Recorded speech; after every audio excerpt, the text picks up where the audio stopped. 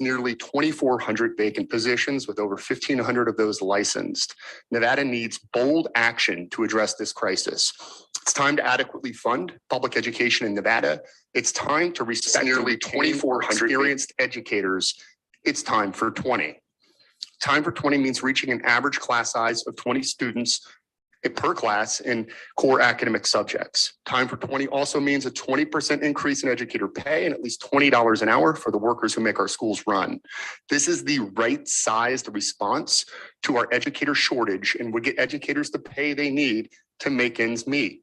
One-time retention or signing bonuses are a nice gesture, but as prices are climbing faster than any point in the last 40 years, with CPI now at 8.3%, we need to get serious about raises for educators that keep up with the long-term cost of living. Even when inflation comes down, prices still usually go up.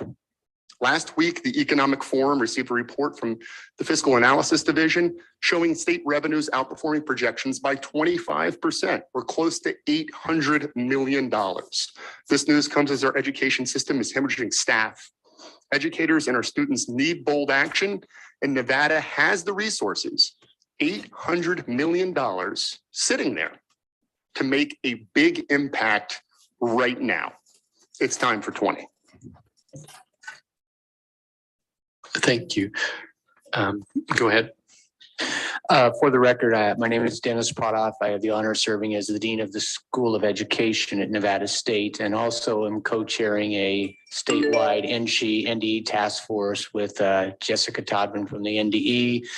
And so I appreciate the opportunity to share a few ideas. First of all, I want to recognize there is attention being given. I'm aware of 5 different groups right now that have generated 40 plus recommendations in the area of teacher recruitment and retention. So that there's work being done, and there's also bold actions happening. UNLV's work on the, moving teacher aides and paraprofessionals into teaching licensure, our Teacher Academy high school project, CSN substitute teaching partner. We've got some good things happening, but I want to share 5 things. First of all, this is my 8th year here. I'm starting my 8th year. This is the most urgent year we've had, clearly, in my 8 years. It is never going to be okay to not have enough teachers for our kids. Never going to be okay to not have enough teachers for our kids. Urgency now. Second thing I know, I'm convinced, we've got to find a way to locally grow more of our teachers. Over the last decade, teacher ed enrollments around the country have dropped more than 35%. The tradition of Nevada hiring 2/3 of its teachers from other states just isn't going to work anymore. It's not working as well as it did. Third thing is, we've recognized barriers to teaching. We know everything from the testing, the cost. There are a number of barriers related to teacher supply and recruitment, and certainly retention that the previous speaker spoke to many of those already. And so the fourth thing is recognizing the duality of the problem. We've got to recruit more. Our colleges, our institutions in Nevada have to find a way to recruit and graduate more. But we also, as a state, have to retain more. We have to retain more. And so it's a dual problem. And I think the recommendations in front of you from these various groups probably need to have a balance of recruitment related ones and retention related ones. There's 2 huge issues here on the table. Both of them are really important. The fifth thing is that we know that there's no one strategy to fix this. We need multiple strategies to address this issue. The recommendations you're going to see are widely varied. We need to get a group of them that collectively could make a big impact on this. And then I guess the last thing is we've got the dilemma of the immediate right now, great urgency right now, but also dilemma of long-term commitment. We need to go all in for programs that will ensure that the state of Nevada can locally grow more of its own teachers for the future. So that's your challenge, I think, is to figure out what's a combination of those immediates and long terms. I appreciate the chance to speak. Thank you. It's great to have you here with us. Thank you. Go ahead. Good morning, Chair Dennis and committee members. My name is Dr. Brenda Pearson. I am here representing the Clark County Education Association, who bargains for over 18,000 licensed educators in the Clark County School District and is the largest independent teacher union in the state and in the country. The presentations being heard before this committee today are aimed at creating a public education system that drives student success. But the success of each recommendation hinges fully on licensed teachers being in every classroom across Nevada through attraction, recruitment, and retention efforts. Class size reduction, the expansion of pre-K programs, and the achievement of data-based outcomes only occur with a robust teacher pipeline. This is a teacher's market, and Nevada needs to be competitive and attract high quality and diverse educators across our state. In 2016, CCEA increased its starting salary for teachers to $40,000, a difference of $6,000, which increased the numbers of teachers entering CCSD and reduced the teacher vacancy rate to nearly 500. 2 weeks ago, the CCSD and the CCEA agreed to raise the current teacher base salary to $50,115, an increase of nearly $7,000 in order to both attract and recruit teachers to the profession. At the same time, CCEA increased the top salary to over $101,000. Nevada must remain competitive to attract and recruit educators to our state. At the same time, Nevada must work to retain our experienced and committed educators serving in schools across our state by increasing their salaries. Although each educator in CCSD will receive a retention bonus of $5,000 during the 2022-23 academic year, this one-time money does not impact their overall salary. The committee must work to retain our current educators by ensuring that funding is dedicated to increasing existing teacher short salaries. Funding is necessary, and Nevada must think strategically through a multi-year plan that will increase our teacher pipeline while chipping away at high class sizes. Each presentation before you today can become a reality with the substantial and strategic investment in our schools. CCA appreciates the work and dedication of this committee, and we stand ready to assist in whatever we can. Thank you. Thank you very much. Anyone else wishing to give public comment here in Las Vegas? Okay, I'm not seeing anyone at this point. Let's go up to Carson City. Is there anyone in Carson City wishing to give public comment? And I think there's 2 or 3 seats there, so go ahead and fill those in if there's more than one.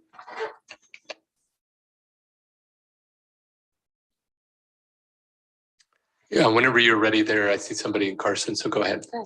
Good morning, Chair Dennis and committee members. For the record, my name is Hava Ahmed, Hawahmad, and I'm here representing the Clark County Education Association.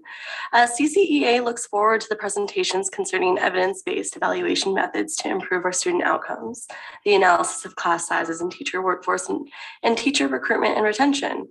But as we listen and review the recommendations, CCEA would like to stress the importance of the development of good data systems that promote data collection, storage, access, and sharing and analysis to connect our research questions with evidence to ensure that our strategic plan moving forward bridges the gap between our education delivery system and workforce development so that our current industry needs are met. Additionally, CCEA must stress the importance of follow-through on these recommendations with measures for accountability and transparency. We know that sometimes shedding light on the data might be a little scary, but we must understand our educational environment through both quantitative and qualitative measures that really help define where we are now and where we can move forward to.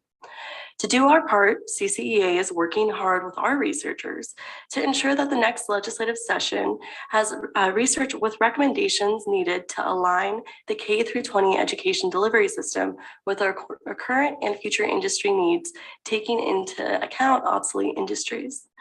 As CCEA continues with our Nevada Workforce Development Pipeline Assets Map study, we must emphasize that alignment between K-12 and the job market is pivotal in making sure we can achieve our goals of an equitable workforce and an economically diverse Nevada. This, of course, starts with our teacher recruitment and retention pipelines. Of course, as always, we stand ready to help in whatever way we possibly can to assist. We're very excited about the presentations today, and we're very excited to start kind of getting into the nitty-gritty on our study. So thank you so much and have a wonderful day. Thank you very much. Anyone else wishing to give public comment in Carson City?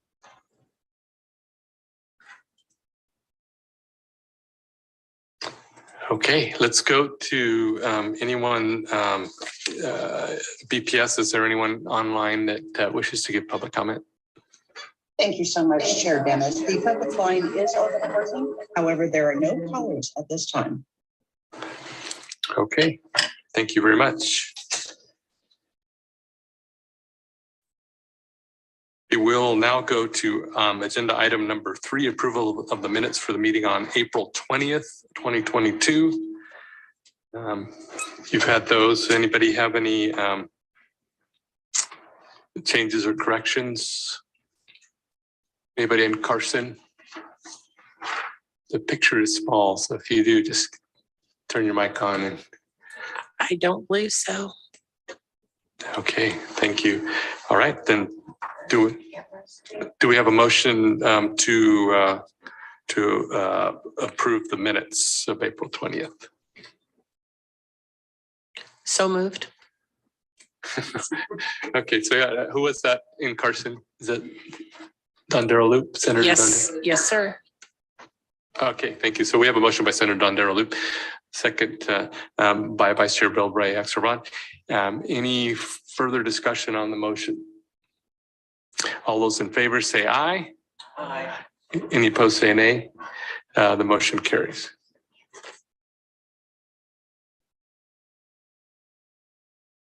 Okay. Yeah, I think Assemblywoman Hanson, I believe she had to step out for a minute there, so she'll be back. Okay, let's go to item number 4, appointment of Tarina Caserto to the committee to conduct an interim study concerning the use of the name, image, and likeness of a student athlete. As you may recall, at our first meeting in January, on January 20th, we appointed members of the committee to conduct an interim study concerning the use of the name, image, and likeness of a student athlete. We then approved the chair and the vice chair appointments. One of the positions on the committee is now vacant. So today I'd like the committee to consider the appointment of Ms. Tarina Caserto to fill the open position and represent the Nevada System of Higher Education on the committee. Is there any questions? Okay, so do we have, Make a motion. okay, we have a motion by Vice Chair Bill Bray Axelrod. Do we have a second? Second. Second from Assemblywoman Miller. Any further discussion on the motion? All those in favor say aye. Aye. Any opposed say nay. Okay, the motion carries. We will now move on. And before, I just want to make a brief comment. You know, up until now, we've tried to kind of focus on specific broad categories at each one of our meetings. And we've had a lot of different reports and presentations. And today we kind of have a little bit of a mixed bag, some very important issues. So we're excited to hear the different reports that will be given today. So we first are going to start with agenda item number 5, which is a presentation concerning the statewide implementation of competency-based education. So I know we have okay, we have Ms. Lillian Pace from Knowledge Works here. We also, I know we have Dr. Summer Stevens also via Zoom, I believe, that's going to present. And I appreciate this presentation, near and dear to my heart, since it's a bill that I brought last session, but one that we've been working on for several years to allow, especially for some of the kids that need the ability to be able to move at different paces. This will allow for that. So we're excited to hear the presentation this morning. So Ms. Pace, welcome. And when you are ready, go ahead and press the button and move forward. Thank you. Great. Thank you so much, Chair Dennis, and to all of the members here today for taking the time to listen to this presentation. We are really excited at KnowledgeWorks about the work unfolding in the state of Nevada, and so we're really excited to share an update here today. Just by way of introduction, my name is Lillian Pace. I'm the Vice President of Policy and Advocacy at KnowledgeWorks.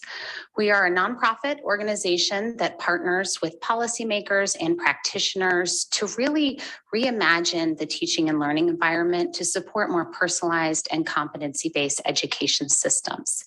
I believe my colleague, Juliana Charles Brown, is joining remotely in Carson City as well. She's been deeply involved in the work here in Nevada and will be available to participate in the question and answer period as well.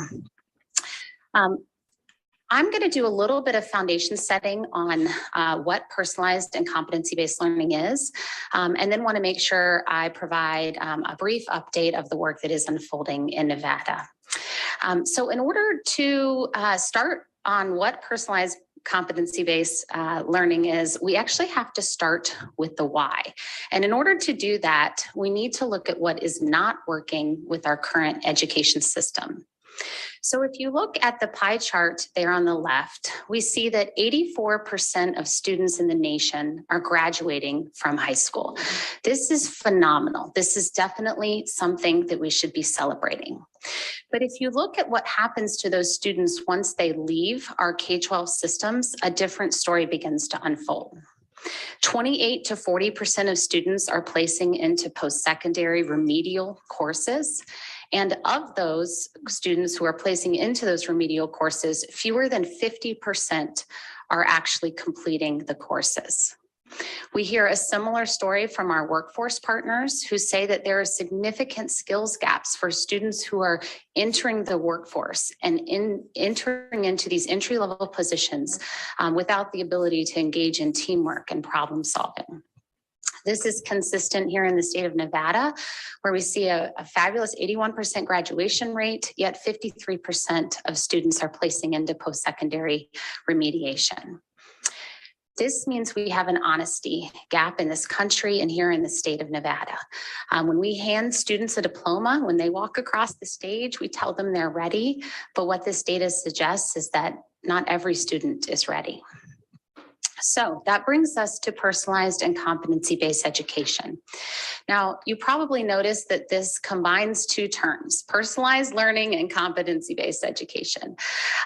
This is not new. This is actually evolving two concepts that we've seen at play in classrooms around the country that have promise. But when paired together, we actually have a chance to close achievement gaps and provide a meaningful education for students. So I'll start with personalized learning. Personalized learning means that we're providing engaging learning experiences customized to each student's strengths, needs, and interests. We see this at play in classrooms that are implementing fabulous approaches like project-based learning, STEAM education. Students are engaged and they are pursuing their passions, and it's absolutely wonderful. But there's no systems and structures in place to ensure that those students have actually mastered all of the knowledge and skills they need before they move on to the next piece of the curriculum. On the flip side, we have competency-based education. So this is really focused on making sure that students have demonstrated competency of concepts and skills, regardless of time, place, or pace, before they move on to the next piece of the curriculum. Unfortunately, with this approach, if you don't have personalization, sometimes students might not be as engaged or passionate about their learning experience. So we talk about an approach that brings the best of both worlds together in a personalized and competency-based education system.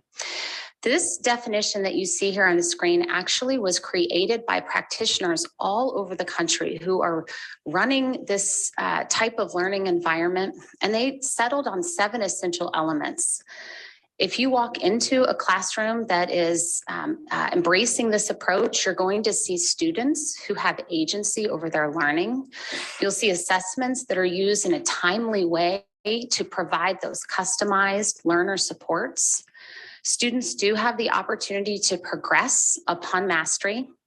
There are flexible learning paths so that students are pursuing their passions, oftentimes in partnership with the community. There are strategies and systems in place to ensure equity. This isn't about just accelerating the students who are getting it fast, right, and creating bigger gaps. There are intentional strategies to ensure that we are closing gaps. And there's a focus on both the academic and the social emotional learning targets, because we know from our workforce and our post-secondary leaders that both are essential for success. Now, at KnowledgeWorks, we've spent a lot of time helping different audiences understand how this looks different from the traditional education system. We have a lot of different resources, and I'm happy to follow up with those. But in the interest of time, the one you're looking at is actually meant to sort of compare and contrast a traditional education classroom on the left with a personalized and competency-based education system on the right. And I'll just pick a couple of these to illustrate. So if we look at learning pace, which is the second item, in a traditional classroom, we know that all students are learning the same content at the same time from an instructor at the front of the classroom typically. Doesn't matter if the students need a little additional time, when often a pacing guide might say it's time to move on, we move on. And that tends to lead to gaps in knowledge for some students. In a personalized and competency-based system, advancement happens at each student's own pace and with appropriate supports. So if students need additional time, the learning supports are structured in a way to really accelerate and catch that student up. Let's look at the second one, which is at the bottom, the grading policies. So we know in a traditional system that grading happens at fixed times. We receive grades at the end of quarters and at the end of the year. We also know that grades are very subjective. Oftentimes, we don't really know what an A in one classroom or district means compared to an A in another classroom or district. In a personalized and competency-based system, grades are reflecting whether students have mastered competencies, and there's opportunities for students to improve over time. So if we get to the end of a school year and a student has a certain number of competencies they have not mastered, instead of holding that student back and making them repeat an entire another school year, we can more efficiently focus on the areas that that student needs additional supports and provide acceleration to ensure that they catch up to their peers. Just a couple other things that personalized and competence-based learning is not. It's not mandated. You mandate anything, it doesn't succeed, right? This is something that is organic, that educators are coming to because they believe in this. As I mentioned, it's not new. So bringing together concepts that have been at play in schools for many years. It's not a checkbox of activities. So students don't walk in with a checklist, right? These are meaningfully designed educational experiences for students. As I mentioned, it's not time-based, it's learning-based. It's not adult-centered, it's student-centered. And it's never done well unless the community is deeply engaged in the process. I just want to flag a couple other myths that we hear sometimes emerge in this work. It's important to dispel these early on. The first I'll flag is that second one there. Well, students will just spend all day on a computer or tablet. We used to hear this myth a lot, but before the pandemic, we haven't heard it as much since. But the reality is that this approach is absolutely relation-based. Technology is not dependent in this model. Some teachers decide to bring technology in as a tool, as an additive to help extend their instruction.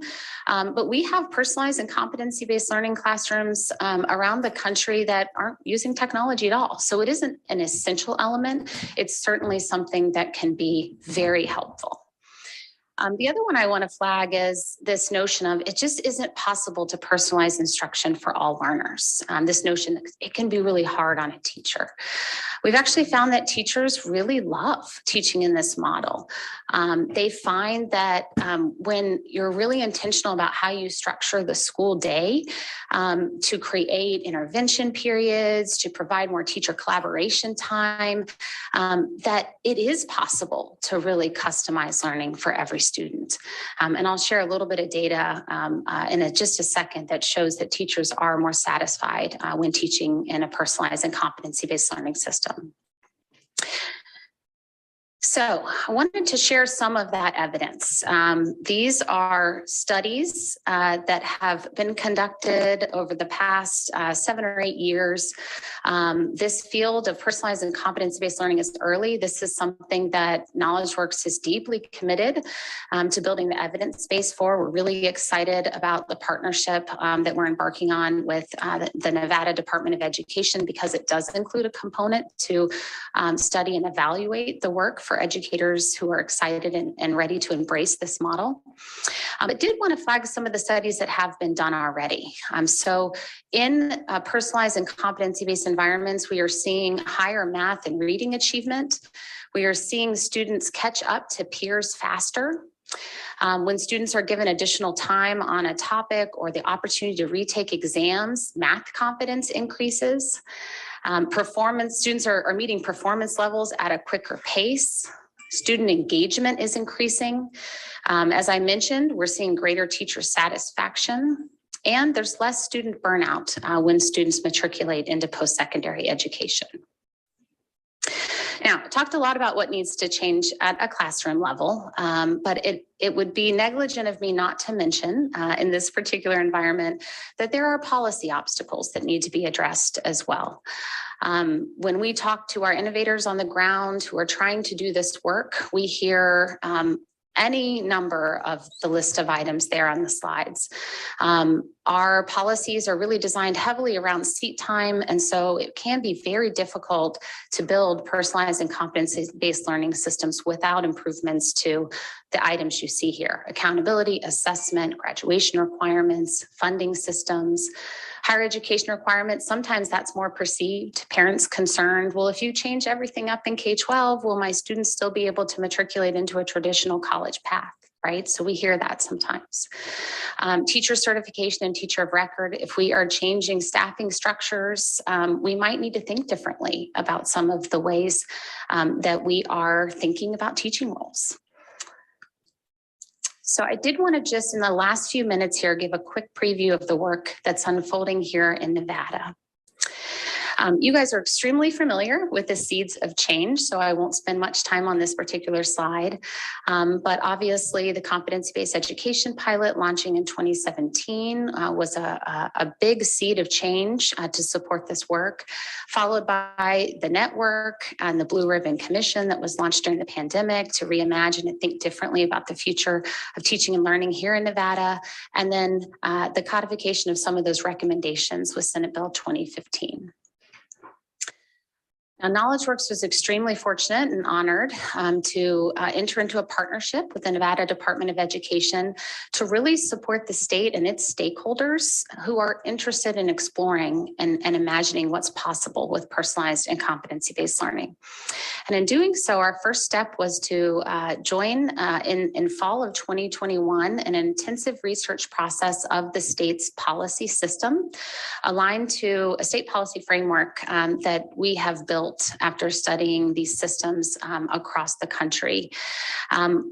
We anchor that analysis deeply in Nevada's context, and we provide a list of opportunities that stakeholders can think about and consider as they begin to decide what's the right path for Nevada in this work. We also held a visioning convening with a group of diverse stakeholders to think about how teaching and learning environments should look and feel.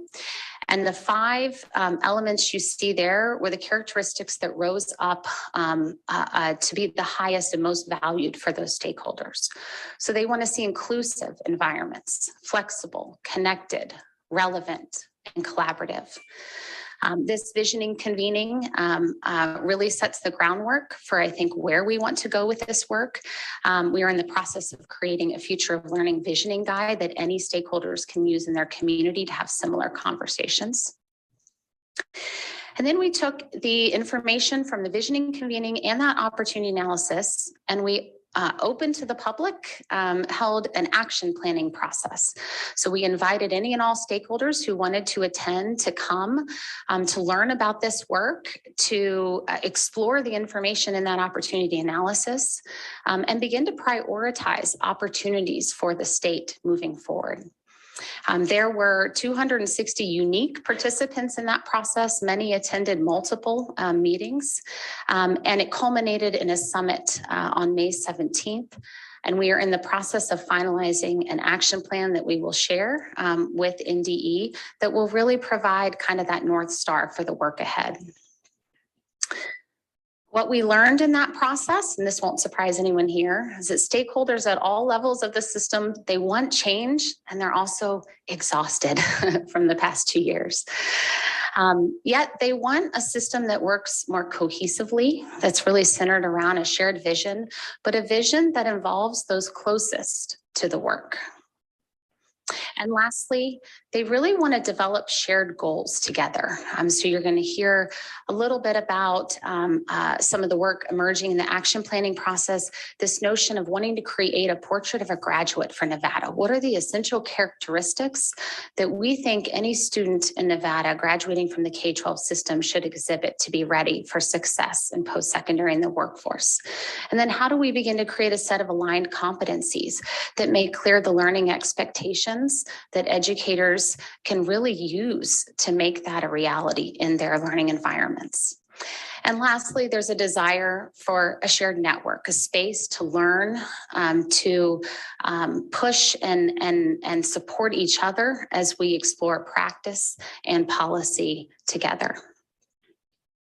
So just the last minute here, next steps, we are really excited. We are helping NDE move towards a formal launch of the Nevada Future of Learning Network this fall. This is building on all of the good insights from those stakeholders in that action planning process. Again, that desire to create a network where they can learn together around policy and practice. And you'll see that this network, anchored in that portrait of a Nevada graduate, will actually have a school-based network that's focusing on the school visioning and the school systems change work. So a place for districts and educators who are interested in exploring what this might mean for their learning environments to come together, as well as a state network where the state is moving forward with the visioning and beginning to explore what systems change components are needed to really align and support those educators on the ground. And the hope is that by bringing these two networks together, that we can break down the silos that often exist in states between practice and policy and create a more efficient system that is really designed to support student learning. And with that, I am able to take questions. I did just want to share some contact information on the screen. As I mentioned, my colleague, Juliana Charles Brown, she has really been a leader in this work here in Nevada.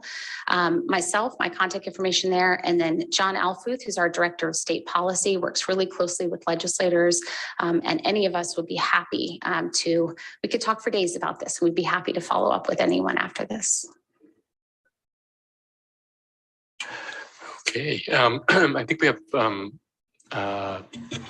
Summer Stevens also. Do we want to go ahead and just have her do her, and then we can probably ask all the questions. So, all right, thank you very much. Ms. Stevens. Great. Do you want to go ahead? Thank you.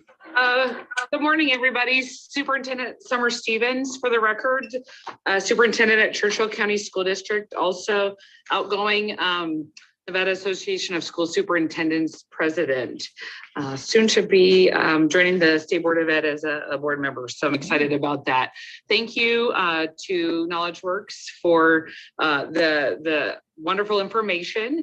And thank you, Senator Dennis. I've had the pleasure to work with Senator Dennis quite a bit over the last couple of years. And we actually got to do a presentation together recently on this very topic. So thank you for that. The follow-up that I want to give, really, that was a fantastic overview of personalized competency-based learning. And I wanted to just provide a little bit of additional context for the committee on some of the things that are happening in the state at this time. I will tell you that I have spent my entire professional career as an educator pursuing this work. I think I must be at about year 24-ish in 3 different states. And so I have been fortunate to be in situations and districts that have allowed us to pursue this work. It is something that is not everywhere. We do know that through the pandemic, things became clearer to people about the need to move this direction. And so I'm excited about that we have to take this opportunity to do so. And we want to capitalize on any work that has already been done in our state, the passions and interests and attitudes that are already developed in the state, and then ask all of you to really think through how can we move forward as quickly as possible to ensure that we have all the right structures and policy in place to allow districts to be able to create the conditions for learning that really are what are the outcomes of personalized competency-based education.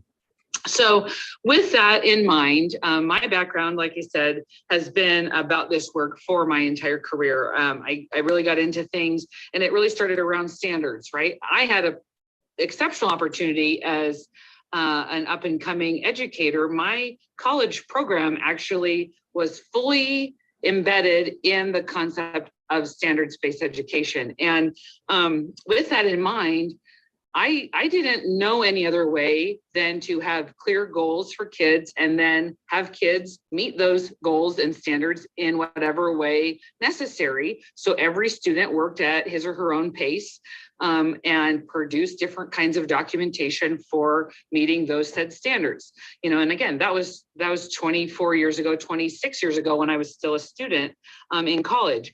And so from that, fast forward, I also worked in a state that utilized locally developed assessment for federal reporting. So we had local assessment that was designed through extensive training and support through our state to have locally based assessment that was rigorous and relevant and embedded to actually measure what kids could do, know and be able to do related to standards for federal reporting. And so I was fortunate to grow up in that kind of environment as an educator. As I progressed through, I just had exceptional opportunities to participate at the national level with personalized learning. And so those are the things that I was able to bring with me. And that's actually why I looked for the school district that I am now in Churchill. That's what drew me here, was that they were just getting into what the Nevada legislature had adopted as the competency-based education network. They had just applied to that. They were doing the Nevada 21 work at our middle school. The middle school had applied to the CBEN and was going to move forward with that. And that's where we took off in Churchill. The next year and a half, then we actually applied as a whole district to the CBEN and continued our work along with schools in Washoe County and a school in Clark County through that process. I'm not sure if you have the report yet, but the final report for the CBEN, I will say that certainly it was a fantastic opportunity to embark on. I appreciate the legislation around it in the sense of being able to convene and have an avenue to pursue some things. It was certainly, though, fraught with some challenges, including the makeup of the required individuals who had to be on the committee, and really resulted in, from my opinion, in the course of the short time that we were in, about 2.5 years, the inability to have a quorum most often in our meeting schedule. So the work of that committee was not really, the outcomes of that, I don't think, were as fruitful as they could have been. And in a different scenario. So I think while well-intentioned, it did have some flaws. And those are the things, though, that we want to address moving forward, because the need for support for competency-based education, I refer to KnowledgeWorks' role, and Juliana Charles Brown, also known as Charlie, hopefully I can call you that, Charlie. Charlie and I talk a lot about this umbrella idea, like helping us craft and shape with all of you and with the Nevada Department of Education and all of the districts, the legislation needed and any potential policy changes needed to allow schools to move forward. So in our district, we have been moving forward for several years. And Lillian made mention of the profile or the portrait of a graduate work. And I know the State Board of Education has talked a lot about that as well. You will see that all over the country. That is work that is really pertinent and sound to this idea around what I think most Nevadans would want to see is like, what is our outcome? Where are we trying to go with kids in school? Who do we want to send out into the world, right? In our district, we have one of our strategic themes is ensuring that all learners are life ready, whatever that is, whatever your next steps and paths are for your future story. And so we have developed something called our profile of a learner, and we purposely call it that instead of a portrait of a graduate, because we want it to apply to everyone, from our pre-K learners to our fifth graders, to our high school seniors, to our staff, to our parents. And so ours actually is comprised of 6 attributes. And the pandemic set us back just a little ways, but we're coming back through. We've recently done some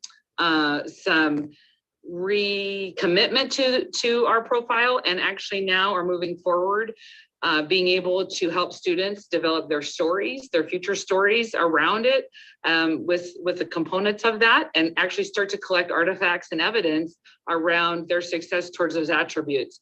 And again, one of the pieces that we would advocate for is an accountability system in the state that supports the use of the attributes or the dispositions from something like the portrait of a graduate.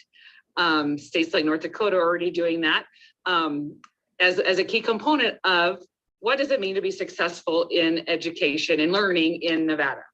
Some of the schools, like I said, in the CBEN, we had schools working with the Marzano group. We have schools that were working with Big Picture Learning.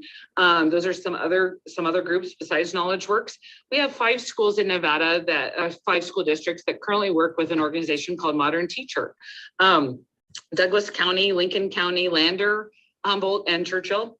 We work with a group called Modern Teacher. There's other organizations, Altitude Learning, Ed Elements, along with Knowledge Works. So there are a lot of resources that schools are already tapping in Nevada. And I think one of the things from the presentation that we heard that is, again, a piece for all of you to think about as we think about policy, as we think about future of funding, is the network.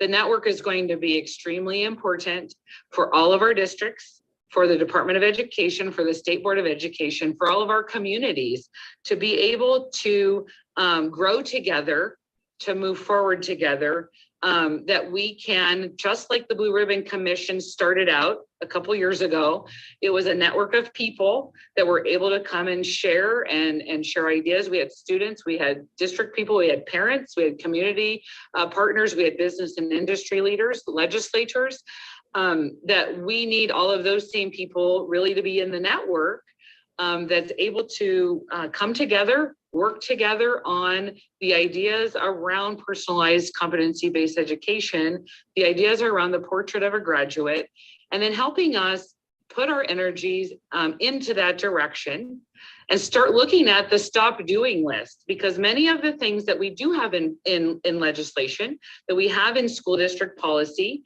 are just what we've always done. And these are the times that we have to start kind of asking the tough questions and putting things on the stop doing list and asking ourselves, why do we do these things? And how do they help our kids develop their future story? How do they help them demonstrate who they are, what they've learned, what their skills and talents are? And so that is the beauty of this network that is being proposed. And the district superintendents are excited about the potential of what that can look like. Mm-hmm. They want to be at the table along with the Department of Education and their staffs. The beauty of the network also is that schools who are doing work, it's not asking them to put that work away. It's asking them to bring the work to the table that they are already completing and figure out how they can share that with others and learn from others who might be doing slightly different work. And so we look forward to whatever is in the next parts of our journey. I can tell you that in Churchill County, the list that was shared about the different attributes that make up a competency-based personalized learning experience, those are the things that we are striving for collectively as a system.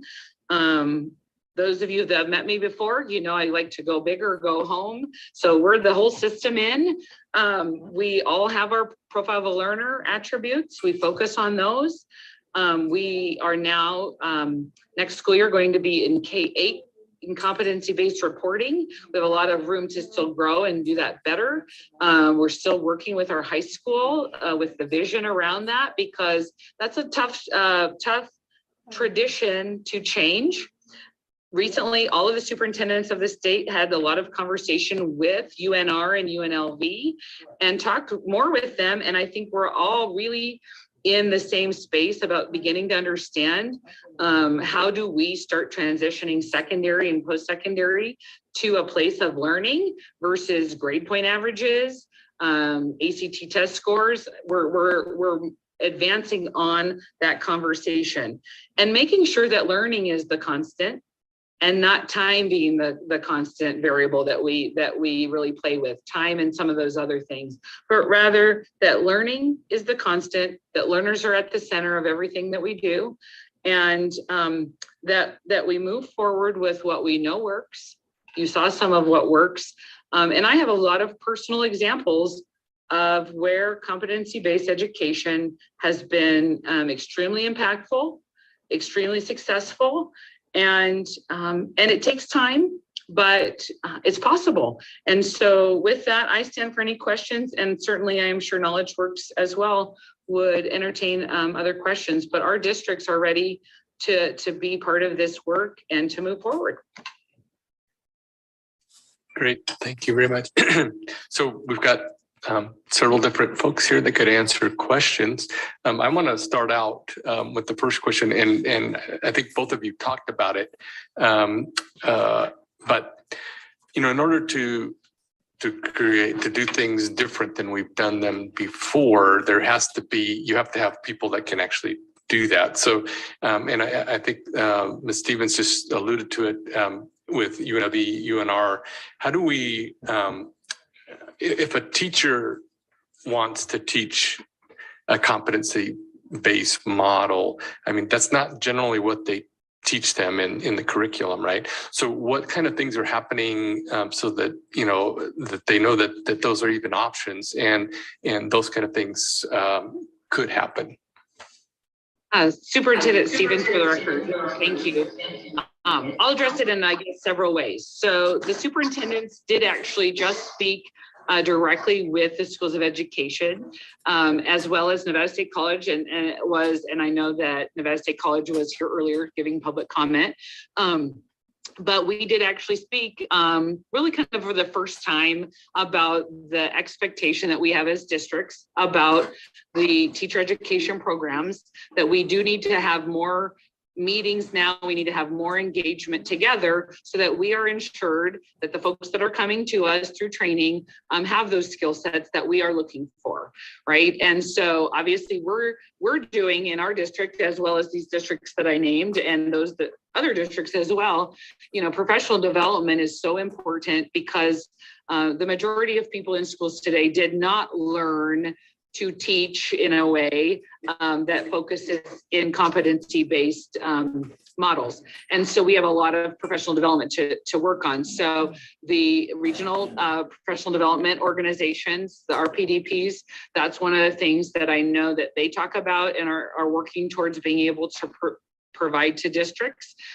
Internally, school districts are working through that, working with higher ed. And then a great example, and I know the pipeline conversation comes up a lot, ensuring that our kids that go through teaching and training programs in high school are also working through those elements, and ensuring that the standards that are in the curriculum there reflect the idea of competency-based education and not just the traditional the traditional approach that has been used for a really long time, ensuring that multiple models are taught to our students and that students have an opportunity to learn those and see those in action, even at the high school level. I will tell you, one of the things also that I have watched and witnessed is when students get a taste of having been in a competency-based system, they want more and more of it. So they start asking the next teacher, if they go into a classroom and the teacher is not using that model, they will start asking for it, or they will start asking the tough questions to that adult in the room. And so we just want to be poised in districts and in higher ed that we can provide the professional development and learning opportunities for those teachers to be able to be prepared, because the kids are going to ask the questions and we need them to be able to pivot and provide kids those opportunities. So that would be what I would share from my perspective. If I can just add on to that. Oh, no, go ahead, Charlie. Good morning, Senator Dennis and members of the committee. Juliana Charles Brown, for the record, Director of Systems Transformation here at KnowledgeWorks. I have the great pleasure of really supporting the facilitation of the network that's coming, that's being launched in the next school year. And I'll also just offer that network is a real place where we're hoping to house a lot of professional learning opportunities for educators across the state. In addition to collaborating with higher ed institutions for our pre-service teachers, we know that there are a lot of educators for whom that this is kind of a big leap. And we understand that we really want to provide them both the support and the space to really process what this shift means for them in their classroom. And so as a part of that, we have a lot of different opportunities within the network for all levels of readiness, multiple entry points. So if you have an individual teacher who's really interested in just understanding what is personalized and competency-based learning, there's an avenue for them within the network. We call those our Explore modules. Those are fully asynchronous modules where they can really start to get those foundational elements of what this shift means for them in their classroom. And then the next piece, and this is the piece that we're launching in the next school year, is a cohort of schools that are really going to be working together. So those schools are going to get both individual coaching at the school and district level, as well as opportunities to network with each other to say, hey, we maybe tried this in our math classrooms in our districts. How did that change work in another district, in another classroom? So really that opportunity also to network with other professionals who are working on the same changes.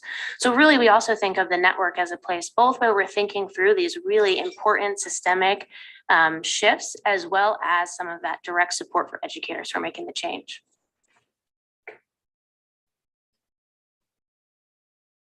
That's exactly what I was going to say, but she said it way better.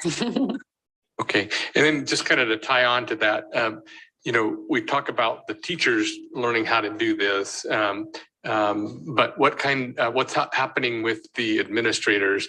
Because if you don't have the support at the administrator, the teacher might want to do some amazing things, but if they don't have the support, so what are we doing there as far as the training for them? Superintendent Stevens, for the record, the same exact things, making sure that we are building conversations around it. As they've talked about the network, that they are part of the network as well. In our district, they have been part of our learner-centered framework efforts from the beginning, and they are directly tied to all of the sessions that our teachers are in. And then we have additional sessions that are just the leadership team trainings and providing professional learning opportunities for them. And I would throw in part of the training too is for kids and for families as well. And so we provide various education for the children and for families. And that's a part that is kind of our next phase of continuing to improve upon, because again, school looked the same for most people who are 21 years of age and older. And a lot of us didn't have those models. We think we know what a C means. And in that earlier presentation, right, we talked about, we don't know what an A means because it means different things in every single situation that it exists. So parents, though, have over time associated a grade with some meaning for themselves. And so that is what they know.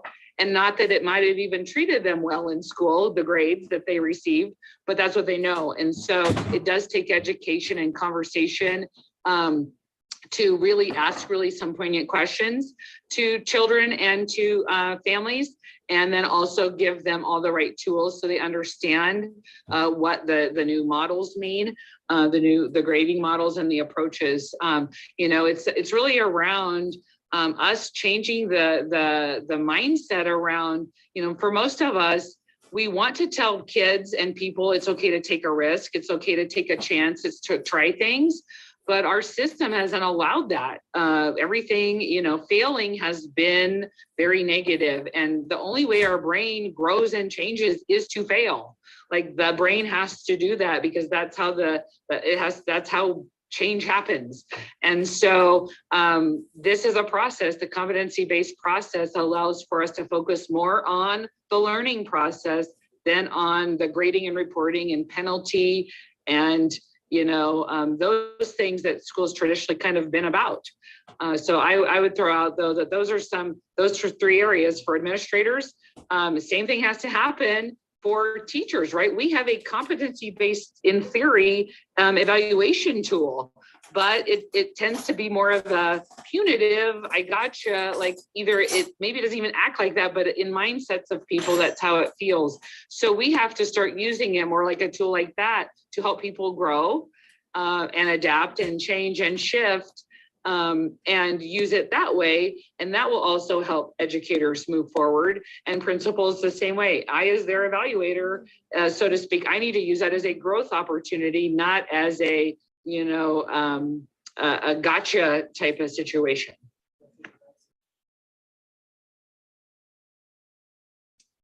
Thank you. And I thank you. I appreciate you also putting the training in for parents and others. And because I remember in one of the meetings, one of the superintendents talking about, trying to implement this, and the biggest thing that some parents were just upset that their child wouldn't be a valedictorian because they didn't know how this would fit in with the model of GPA and those kinds of things. So I think when we focus on how do we help each child and that student learning, I think we've got a ways to go, but I appreciate all the work that you're doing.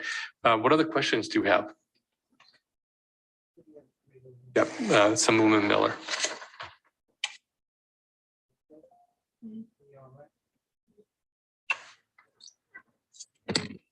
Thank you, Chair, and thank you for that presentation. I have some questions because based on the presentation, there seems to be a consolidation of the idea of competency-based learning and personalized-based learning. And again, competency-based learning, and you referenced the legislation that was passed last session, refers to, yes, it reduces or eliminates the need for seat time and also is based on individual student performance. But as it's been brought up already in this presentation, alluded to by yourself, as well as Superintendent Stevens, there are, education's inundated, if not over legislated, with requirements, and it's based an education system really based on test scores and standards and curriculum. So when we're talking about competency and then individualized, the challenges, and I know that there's always that in education, there's always the idea of things that sound great and new and shiny, but as an actual classroom teacher myself, it's always the practical, day-to-day, pragmatic approach to how does this actually work and look. Clark County is the 5th largest school district in the country. Washoe has probably become in the top 50 of school districts in the country. I say that because often people forget that Washoe is an extremely large school district as well. And so when I've spent most of my career with more than 45 kids in each class period, and so now we're talking about 45 individualized lesson plans, 45 individualized different, kids on doing different things. When there's still the requirements of standards, there's still the requirements of testing, there's still basic requirements of what everyone expects students to have when they finish school. And so I guess I'm looking for some clarity with that. And also, I've been going through the website and I just don't find it as the information that I would anticipate would be there on the Knowledge Works website.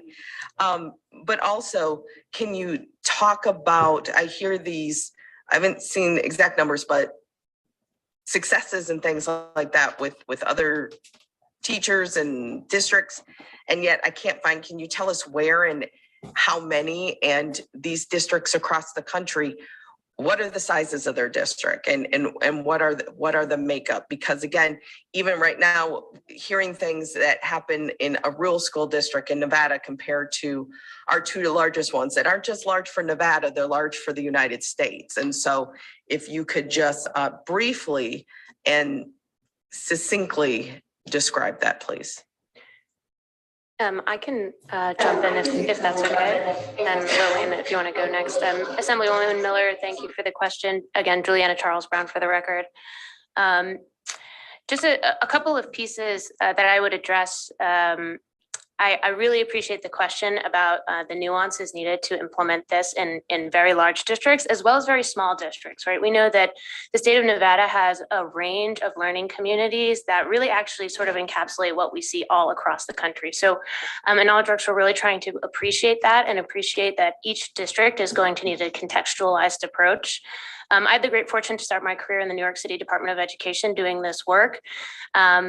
And carrying forward much of what we learned in districts of that size, what we see really works is this networked approach, because we understand that in a district like Clark County, you're not going to be able to mandate a single grading policy that works in every learning community, right? But what really actually tends to work as it relates to implementation is to offer what we see as best practices as they get implemented across the country.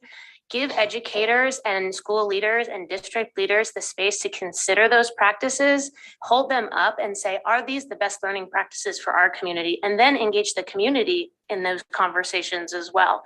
Will this work for us? Will this fit for us? How can we design this in a way that actually works for what we do?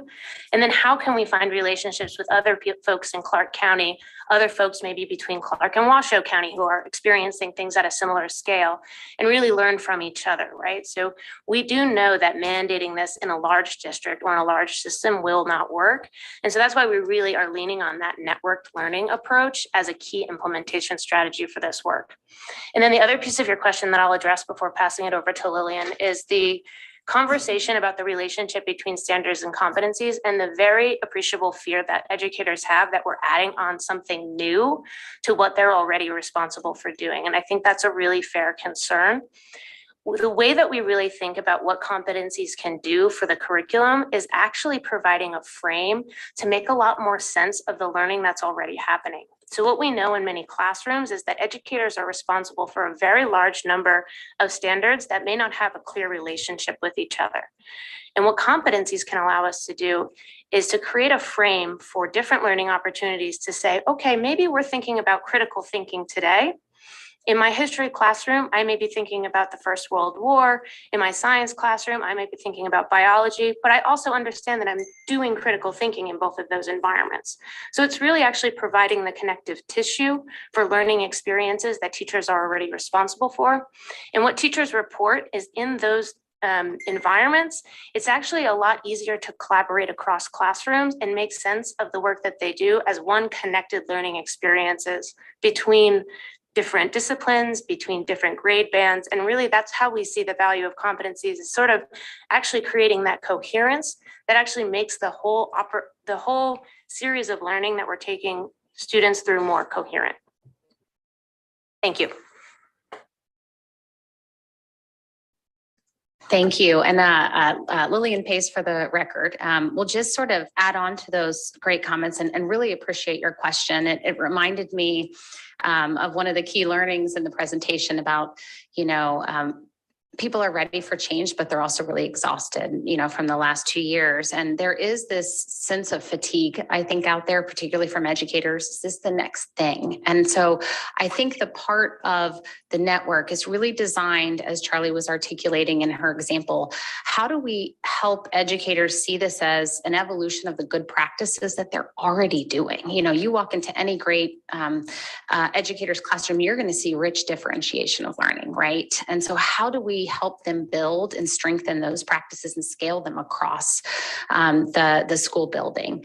I also wanted to mention, you really brought up for me, I think, the importance of why we need to be thinking about the changes to practice at the same time that we're thinking about the changes to the systems.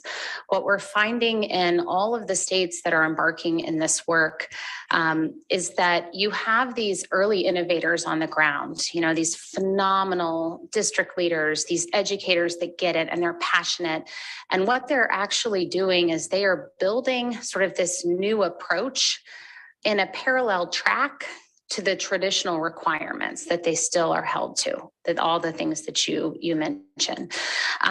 Over time, it's going to be important for policymakers to partner with those educators to create more cohesive alignment to the work.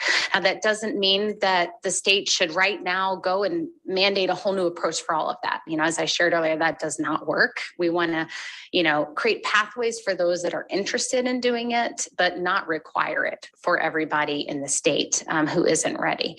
And so it's going to be about, you know, what are the enabling pathways within policy, within these requirements that we can begin to evolve to make it easier for the innovators that are trying to do this work.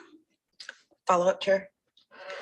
Thank you for that. And one quick comment I would like to say, because I know we forget to acknowledge the work that's already been happening here in Nevada, but actually this sounds very similar to what some of our IB elementary schools, at least in Clark, are doing. So it's not that this work isn't occurring at all with some of this individualized approach, but of course, always the concern about you know, making sure the students are getting the standards and stuff. But still, if you could just, again, I didn't hear an answer for the question about which states and how many states. I guess for me personally, I'm trying to determine, you say you're not a computer company, but trying to determine what type of company you are. Are you a consultation company?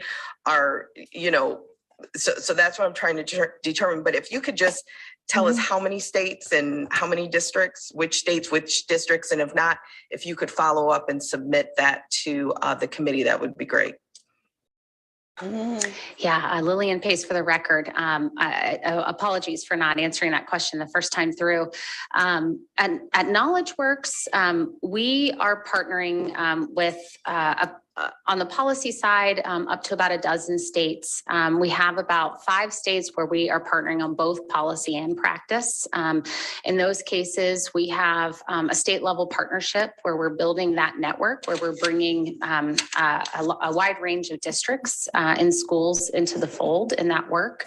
And I'm happy to follow up with information on those. But what I will say is that we also recognize at KnowledgeWorks that it's really important to stay focused and to go deep and to get it right in the places that we are doing the work.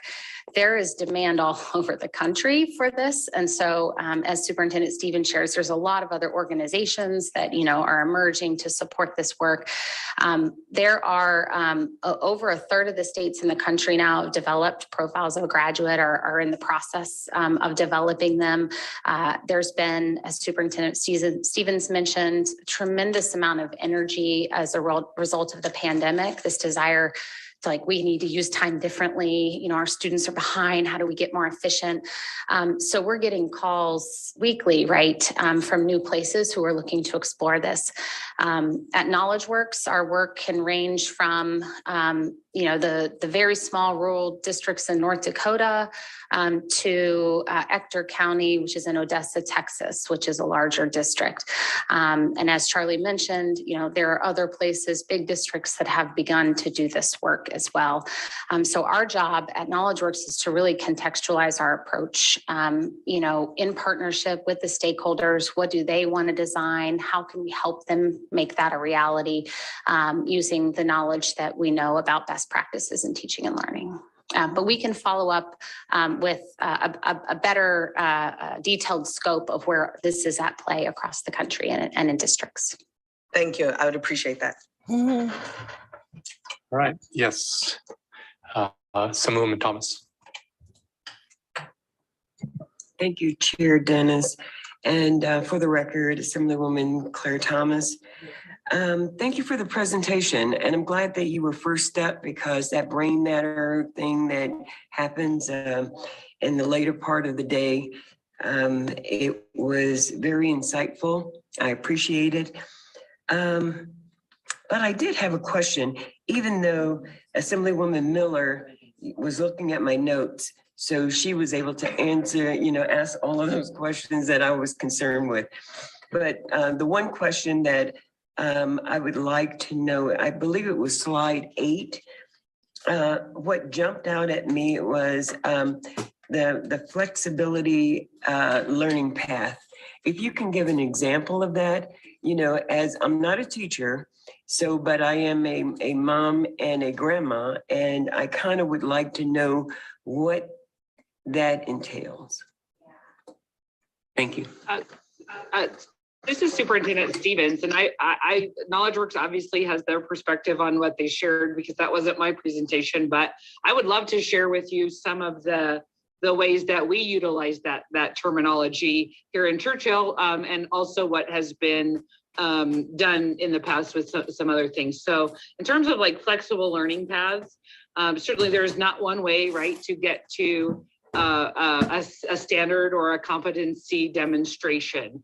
Now, right now, we have one test right now that we say at the state level when we take the SBAC, right? Like that's the thing that says we know standard 3.2.2 or whatever. And how you get there though, really is dependent at your school. We'd even go as far to say that one SBAC test is not really flexible. So to have a true flexible learning path, you also need some flexible way to demonstrate your learning at the end. But here in Churchill, during the time of instruction, the process that we're in, instead of having the teacher having just one set of lesson plans, even with a differentiated approach that some kids might do this and this group might do that, sometimes the students have an opportunity to share, in order to meet these standards, I'd like to do this learning opportunity. It's really taking into account project-based learning opportunities where kids actually ask their own questions, and we are challenging them to tag standards to those questions, and then demonstrate their learning for those standards for the classroom through their work. And every student might be pursuing a different question, a different big question that they're trying to ask. So none of the work that's happening, none of the research that's happening looks at all the same. We have high school algebra classes that the teacher gives students multiple options of ways that they can learn the material. Then there's different ways they can practice the material. And then there's different ways that they can demonstrate their learning of the material. So that's a flexible path. Another flexible path could be, a traditional class would be, the class meets every day, and instruction occurs in different ways. And it goes on for the course of a quarter or a semester. A flexible option to that could be if you had a different sort of structure where a student could take a CNA class, for example. You could either do it through the college that goes Tuesday and Thursday nights all semester, or if you have some flexibility, you could have a model in a learning path where the students take it for 2 weeks all day long and go out and do their clinicals and then go on to the next thing. Our online learning already does that because kids can just do one class at a time versus having to do all 6 or 7 that is in a traditional schedule. So those are some of the things that I've had experience with currently in terms of flexible paths. An additional one would be you can demonstrate your learning by being a page or an intern at a legislature and learn a lot about government and demonstrate your learning for government class. Or you can be in government class and do a lot of the traditional learning that's happening in that particular class, both of which are very flexible and different. Work-based learning, that's another one. So those are my experiences that I would associate with flexible learning, but KnowledgeWorks may have completely different or additional things that they would share. Lillian Pace for the record. You did such a beautiful job, Superintendent Stevens. So I'll just maybe pull out a couple of themes from that I think are really important. We talked about learners having agency over their educational experience. We want, instead of sort of students walking in and knowing that they're going to follow the exact same, list of projects as every single student sitting in that class. Imagine if the student has an opportunity with their teacher to kind of co-design, pulling their interests into it, looking at some different ways. Everybody's still working towards the exact same set of competencies. There's an evaluation rubric that everybody knows. We know what the expectations are that we need to meet at the end of the day, but we want to really bring the passion and interests of the student into that learning experience. And this is why we have to think more creatively often about how we leverage community partners in this work, because oftentimes, and you saw this coming up in the visioning work, people want more connected and relevant classrooms. So we often think about learning happening inside the four walls of a school building. It doesn't always have to be that way. There might be these really vibrant, work-based learning or internship programs, other opportunities that students can pursue, actually start to set them on a pathway into future workforce opportunities. And then Superintendent Stevens also brought up another piece, if we're thinking about time differently, that also means that we can honor learning experiences that might not happen, that might happen outside of a traditional learning experience.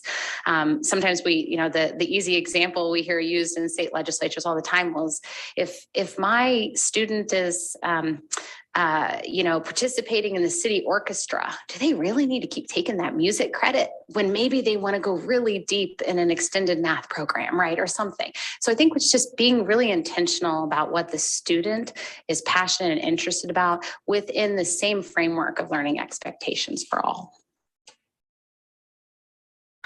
Great. Thank you so much. And thank you, Chair Dennis. Thank you. Anyone up north wishing to ask any questions?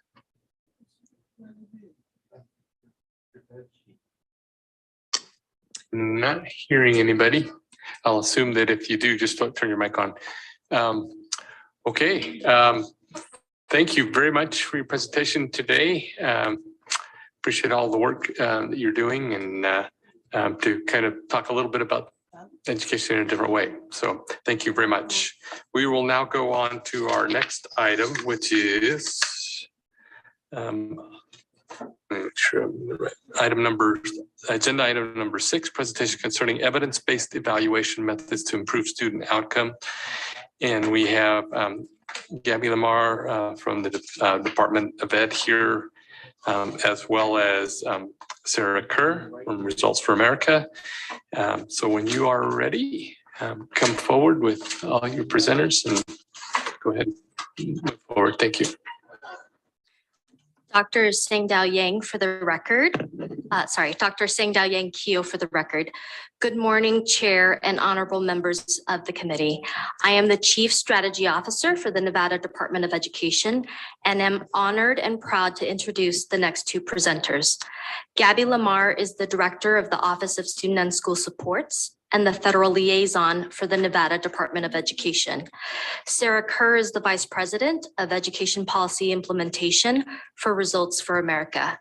Together, they will share how NDE has worked with educators and leaders across the state and nation to create the conditions for and strengthen capacity to ensure that public education funds are used on what works to improve student and school outcomes. Using and building evidence, data, and research at all levels within classrooms, at the district and state levels, is what high-performing, inclusive, and healthy education systems do to drive continuous improvement, particularly for the students, teachers, administrators, and families we serve.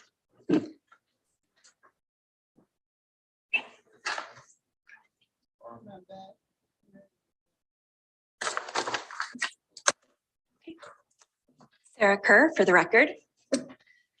Good morning, Chair Dennis and committee members. Really lovely to be here this morning with you. I'm joining from my home in Portland, Oregon. So it's an added benefit to have the sunshine. We haven't seen very much of that lately where I live. So I'm going to briefly introduce myself and give you some background on who we are at Results for America and talk a little bit about the work we do nationally, as well as the work that we've done in partnership with the Nevada Department of Education.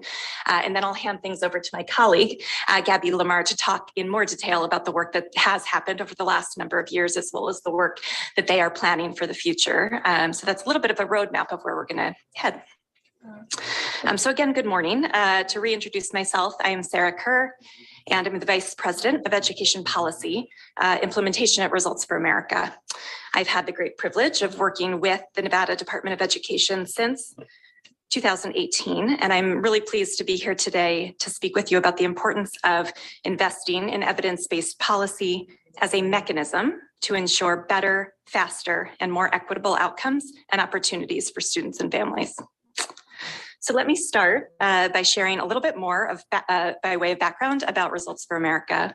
And I'll cue you, Gabby, to go to the next slide. So RFA, for those who aren't familiar, is a bipartisan nonprofit based in Washington, D.C. that was established to help government leaders at all levels and across sectors harness the power of data and evidence to make progress on really important social and economic issues.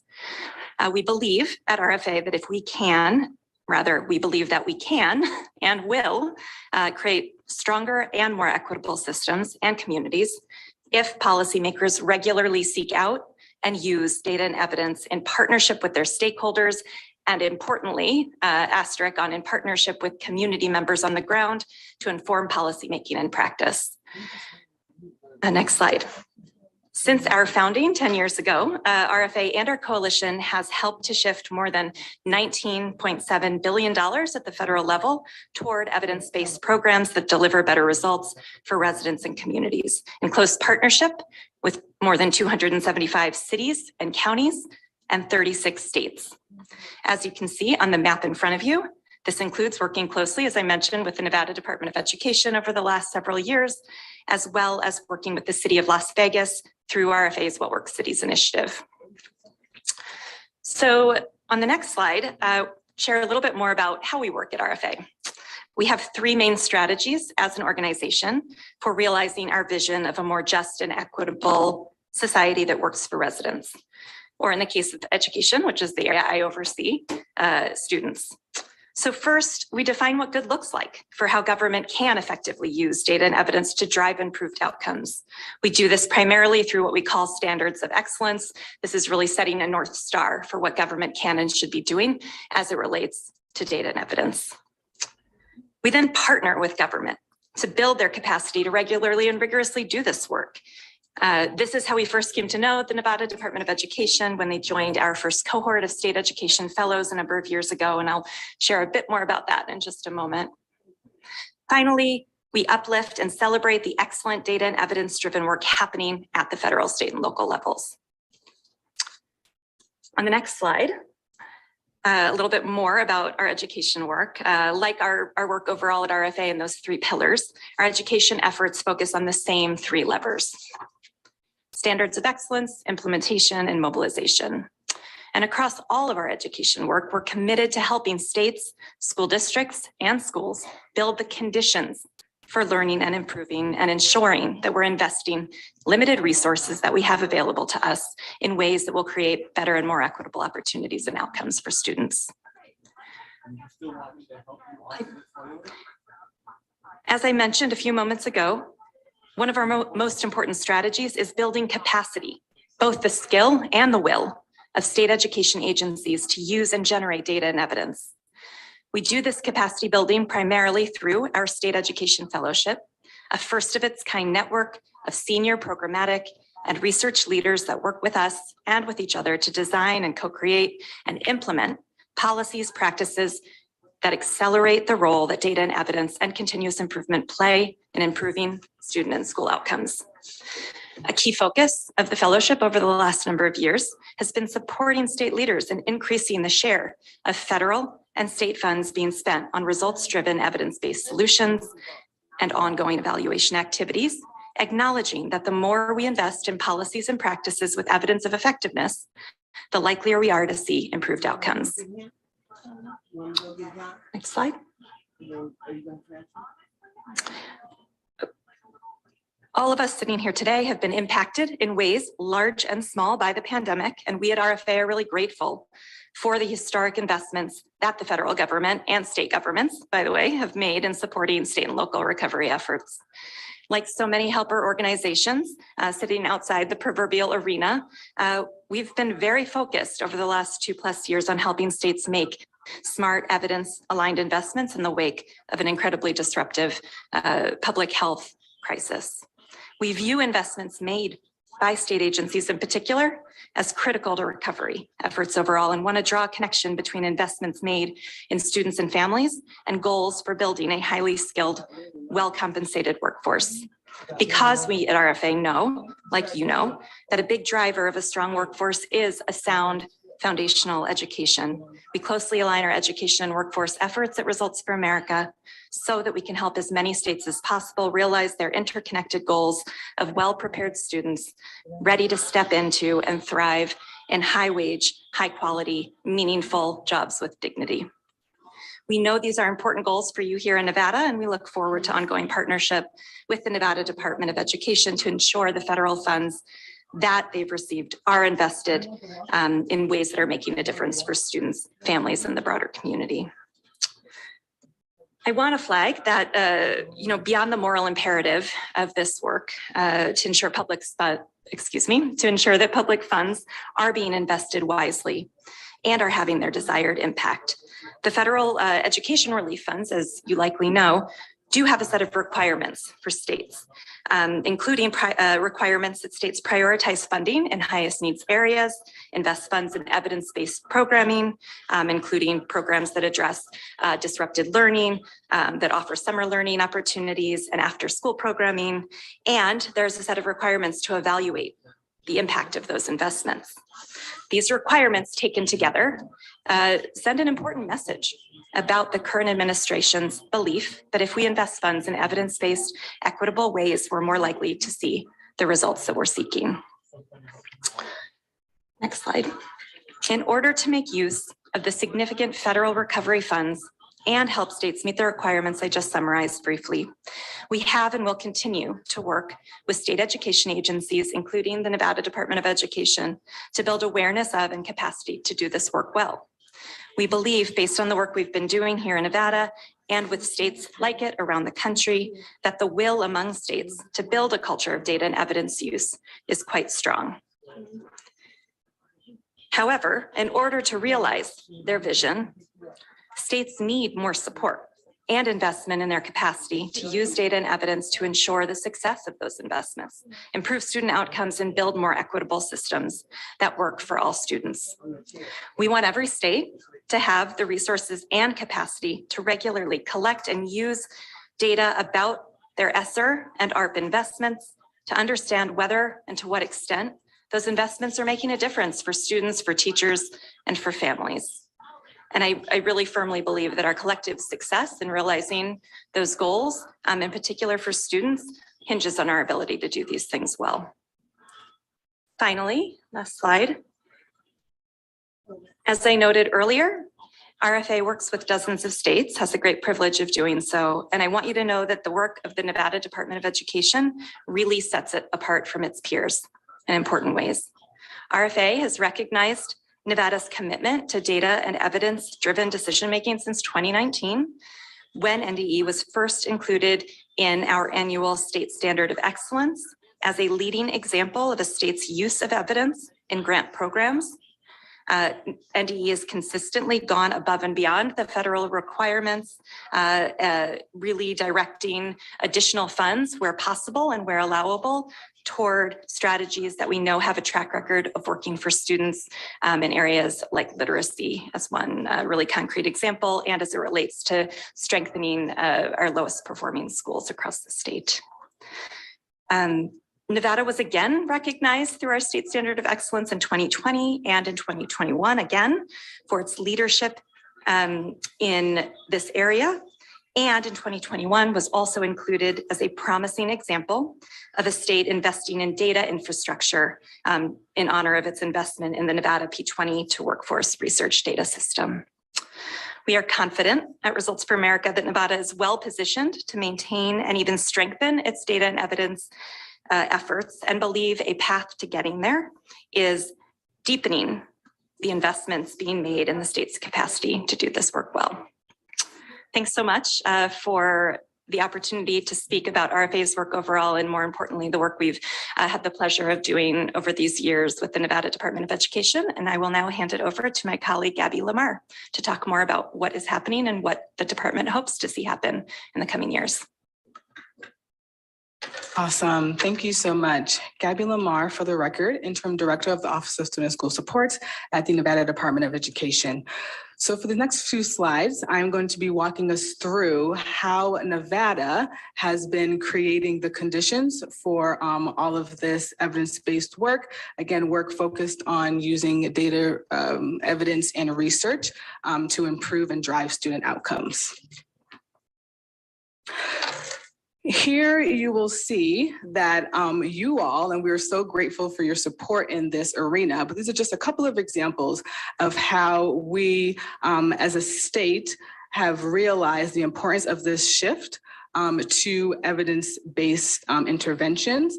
And we are so, again, grateful for your support here. We have just highlighted AB 7 and SB 178. You all know these so well, so I will not go through these.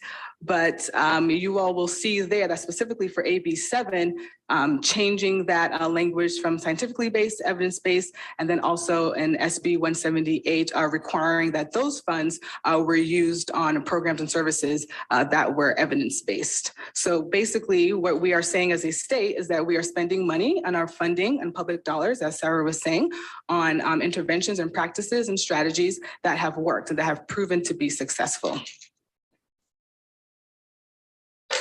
Here is a graphic of the part of the continuous improvement process and embedding evidence-based strategies within that. This graphic has been taken from our colleagues at the Ohio Department of Education, who have also been deeply engaged in this work, but it's really emblematic of the work that we have also been doing in Nevada. So the focus here is not solely on requiring or having our school districts or our schools list and documentations, for example, that they are completing as such as their school performance plans, which we'll get to in a second, that they are using evidence-based interventions. It's not about compliance. When we talk about this work, we are also talking about selecting based on needs, context, capacity to implement. We are ensuring that when these interventions are being selected, that we are planning for implementation. And once we implement, we are monitoring our progress, and we are examining, evaluating, and adjusting as needed and if needed. This truly is a means of advancing equity in education and closing opportunity gaps, because we are not allowing interventions and strategies that we have seen have not been successful to continue. But instead, we are saying we are going to look at the data and we're going to make decisions based off of what the data is telling us. And we are not going to continue an intervention because, for example, we might have a hunch that it might work in the future. We are really, again, in this continuous improvement process. And with that, we are pivoting when needed. And the next couple of slides are going to go through some examples of how we are actualizing this work in some of the statewide work across the state. So we did embed this in our school performance plans. And as you can see there, there's a visual that where our schools do need to list their evidence level for any strategies that are, again, aligned to their needs that they're saying they're going to implement after they go through their needs assessment and the root cause analysis. And we have also provided guidance on this with resources that we have embedded within our guidance. And this evidence-based intervention component will also be embedded within the district performance plan development as well. Another example is with supporting districts and schools, supporting districts to support their schools in strategic budgeting. So we do have and been working over the past few years, also embedding evidence-based interventions in that continuous improvement cycle within grant applications. So we have compelled districts to use their funds on intervention strategy and activities that have been proven to be successful. We have also provided technical assistance on evaluating those interventions to determine that they actually are having a positive effect. And if not, then readjusting as needed. And we have also asked our districts in various grant applications to then include and discuss how they will go about monitoring and evaluating their interventions. I will also say that we are also encouraging and providing technical assistance and guidance to our school districts to use their funds on rigorous evaluations. As an example, a couple of years ago, we did have one LEA reach out to us for support in this area, and they were able to do and partner with some researchers to do a rigorous evaluation on an intervention that they had in some of their lowest performing schools. And so with that data, they are able to then decide what next steps might need to occur. So that is just one example of how we're also encouraging our LEAs to engage with this continuous improvement process. And here, I know it's quite small, but here are just a couple of visuals of the examples. And so in one of our applications in the prioritized needs and goals sections, we do ask our districts to consider what evidence-based interventions and strategies were identified to help you close the identified gaps that you have seen through your needs assessment and root cause analysis.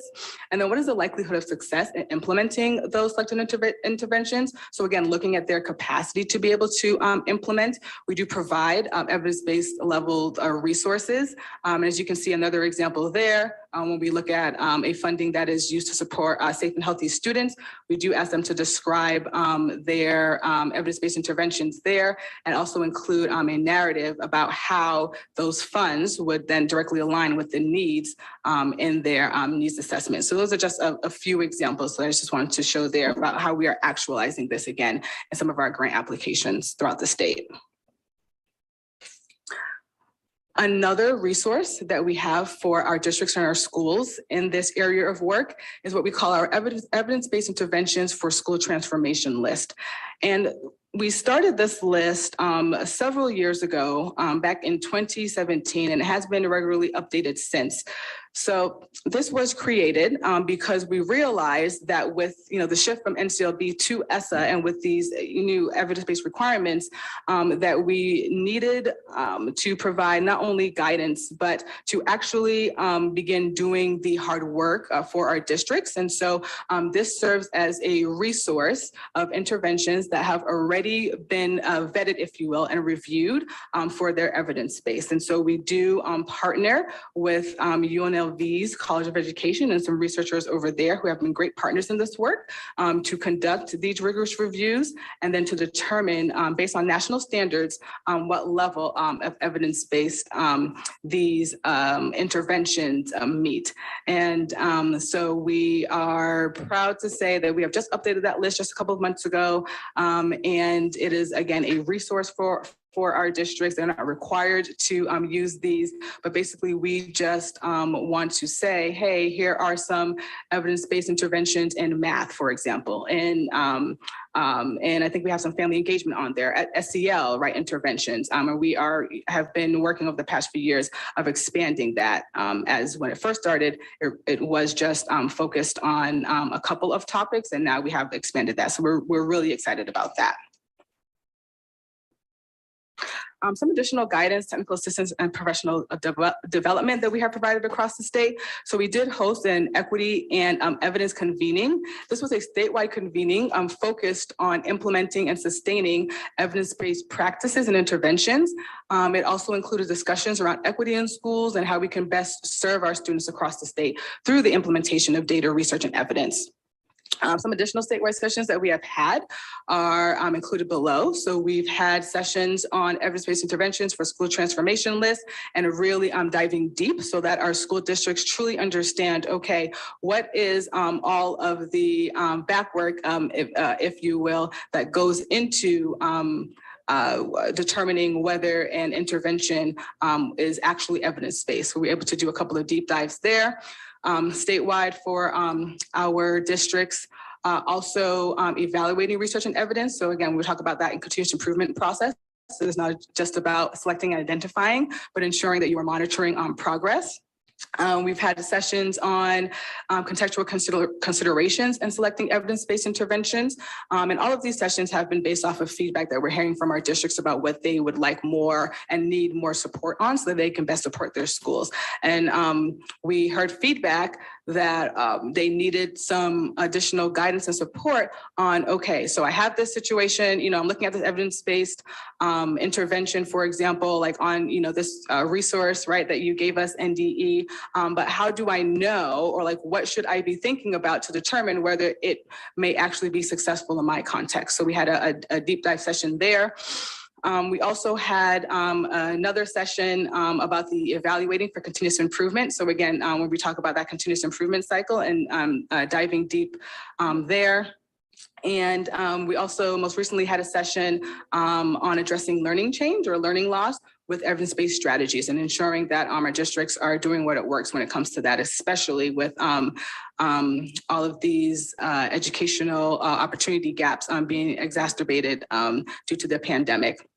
We are continuing to provide ongoing technical assistance and guidance during ongoing meetings, convenings, for examples, with different programs have either biweekly meetings or monthly meetings or quarterly meetings, and we're continuing to provide guidance and information to our districts during those meetings as well.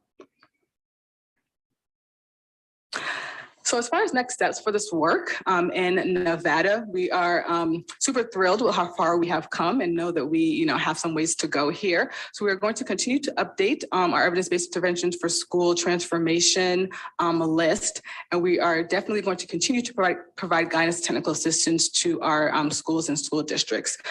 This third bullet here, I want to spend just a few minutes on. We are super excited about this. So this is a What Works Nevada clearinghouse for education. And so this is something that, again, our team and some other states have been doing. Ohio is an example. I can certainly kind of share with you that link so you can see what our vision is, here for Nevada. Of course, it will be, tweaked to Nevada's context.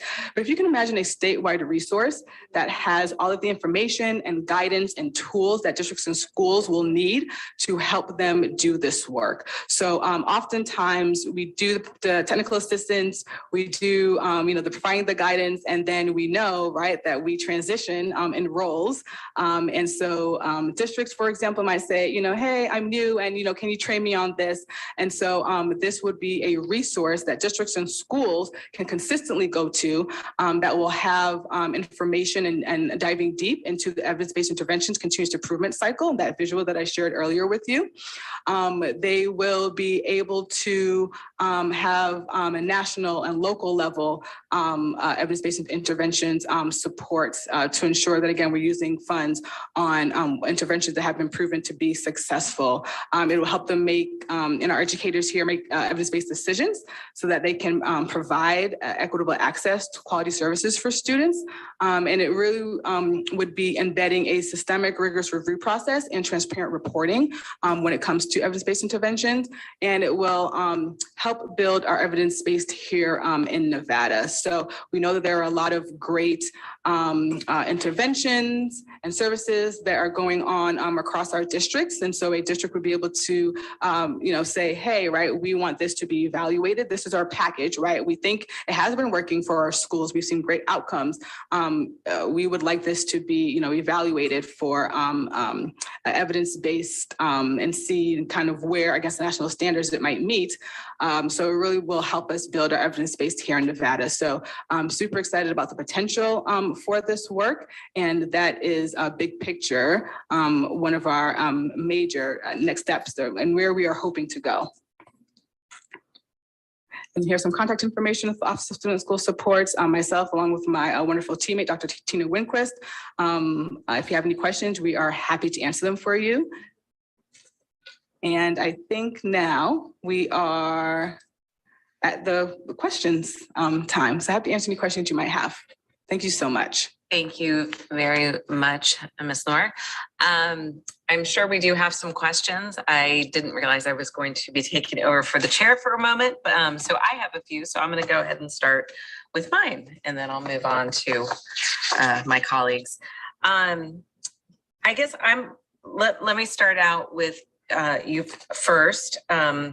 From Results for America, I'm looking at the map that you have that it says where you work. Sure. I'm looking in Nevada. Obviously, you're working with the Department of Education, and then it looks like you're working with cities. I'm guessing Reno and Las Vegas. Las Vegas has been historically the main city we've worked with through a separate initiative. I oversee our education work. RFA runs an initiative called the What Works Cities, which focuses on the same sort of data and evidence-driven policymaking, but anchored in cities rather than in state agencies and school districts. Okay, so can you tell me the difference between what works? I mean, go ahead and identify yourself for the record if you would. Yes.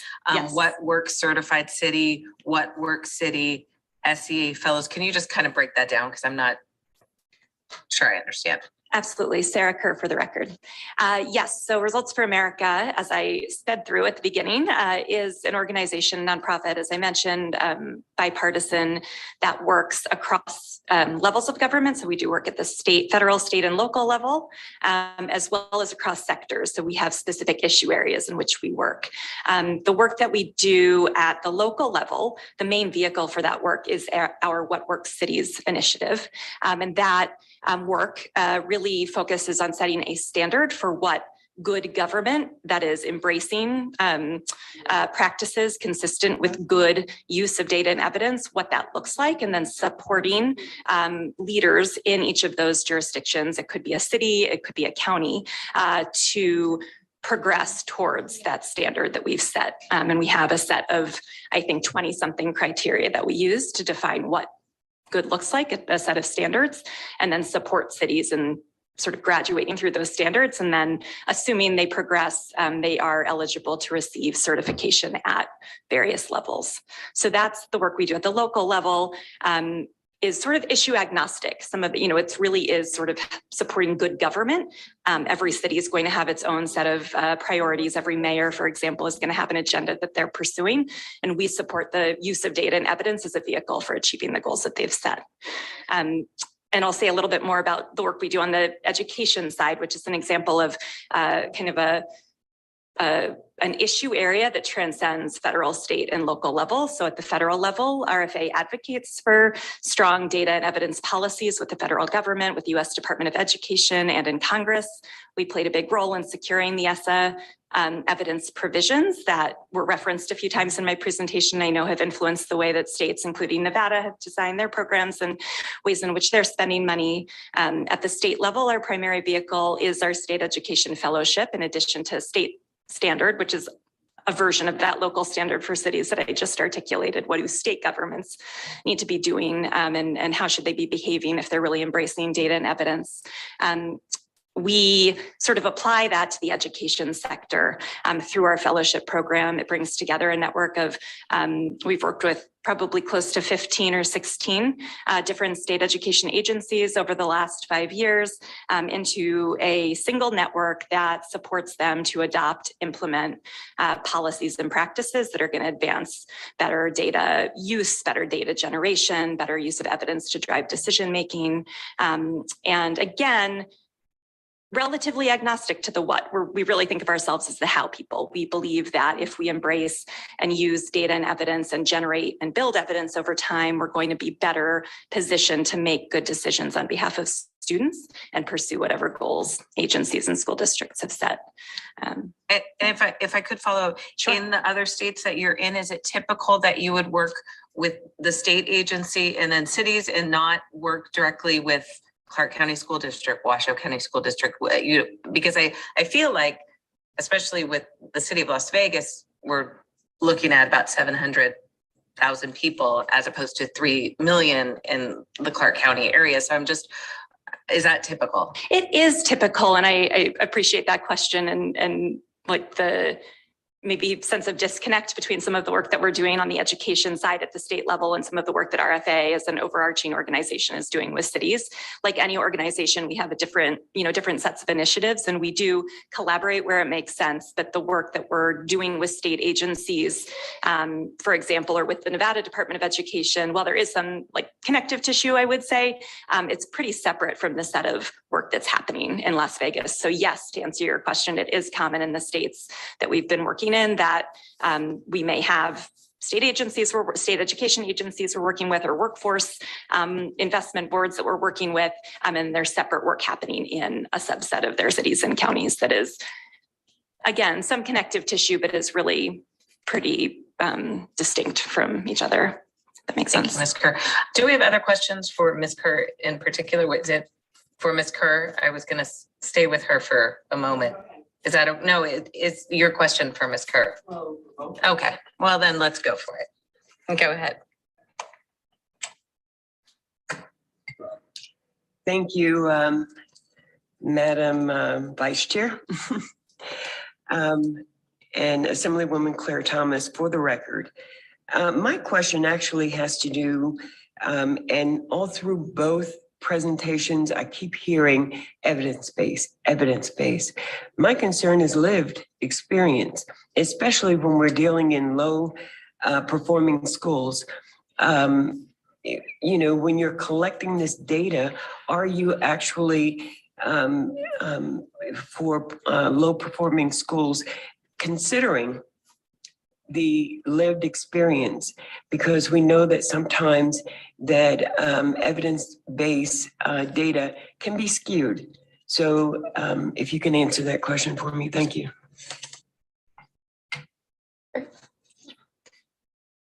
Sarah Kerr, for the record. I'll start, and then Gabby, you can build off of what I offer. First of all, I deeply appreciate that question, and it doesn't come up enough, in my opinion. And it's helpful to think about ways in which, as we talk about data-driven evidence-based work, we can off the bat set common definitions. So for example, what I mean by that is when I think about evidence-based and talk about evidence-based strategies or approaches or data-driven efforts, in my own mind, that means not just sort of causal impact evidence or quantitative evidence. That means widening the aperture to include qualitative data and evidence, which I would extend to include significantly, importantly, lived experiences of those who are closest to or impacted by the policies and practices. And so that results for America, together with our partners in state agencies and school districts, when we talk about building or generating evidence, we are actively promoting and supporting efforts that are much broader and wider than commissioning an impact evaluation that might randomize students and 5 years from now help us draw some conclusions about whether a literacy program or a math program may have worked. We are saying we want to co-create policies that we know are going to be meaningful and matter to our students, and that we have mechanisms in place beyond causal impact evaluations to help us understand if the policy changes or practices that we're putting into place are working. Not did they work, but are they working? So I think that's an important question. We really do take a broader approach to defining data and evidence-based in our work. Gabby Lamar, for the record, yes, I completely agree. And thank you so much for that question. That is very important. And I can see how throughout the presentation, it kind of made it seem like, okay, we're only focusing on, one aspect of this work, but certainly the qualitative data and those lived experiences. And so I did bring back up the visual, because embedded in that is also the lived experience. And so when we talk about, the planning for implementation and looking at like our capacity, right, that is like looking at, okay, like what is going on in our school with our school context, and seeing, do we even have the capacity, and that could mean the time, like, the resources, right? Like the will, like, do we have the buy-in to even be able to do this? I think that also goes back to lived experience. And then certainly when we have, it was in this visual, our fifth step here, examining, reflecting, and adjusting. trusting, right? Some of that storytelling and some of those lived experiences aspects definitely would come in there as well. So yes, it is definitely about both. So thank you so much. Thank you very much for those answers, and thank you, Vice Chair. My pleasure. Did you have a? What about up at Carson City? Any questions? I can't see you, Yes. so. Yes, Vice Chair Bill Bray Axelrod, Assemblywoman Hanson. Thank you for the opportunity to ask the questions, and thank you for being here and for your presentation. So I want to make sure that I understood it right. It's 2017, is that, I know the legislation took place that kind of outlined what was to be done. So have you been working with Nevada Department of Ed since 2017? I think this is to Ms. Kerr. Did I get your name right? You did, Sarah Kerr, for the record. Thank you for your question. Yes, I believe 2018 is the sort of the first point in time that we began to work closely with the Nevada Department of Education. Previous to that, we, as an organization that's doing work nationally and constantly sort of examining the practices and policies that are being put into place, the Nevada Department of Education was on our radar. But I believe 2018 was the year in which we first became closer partners, and that the Nevada Department was able to join the first cohort of state education fellows that we launched. Thank you. And if I could follow up, Vice Chair. Go ahead. Thanks. So I've kind of been what's the word? A broken record. I keep referring to some of our statewide statistics. I do want to compliment NDE for having a wonderful portal for the public to look at, so we can get an idea and dial down to schools, districts, statewide proficiencies in English language arts and in mathematics.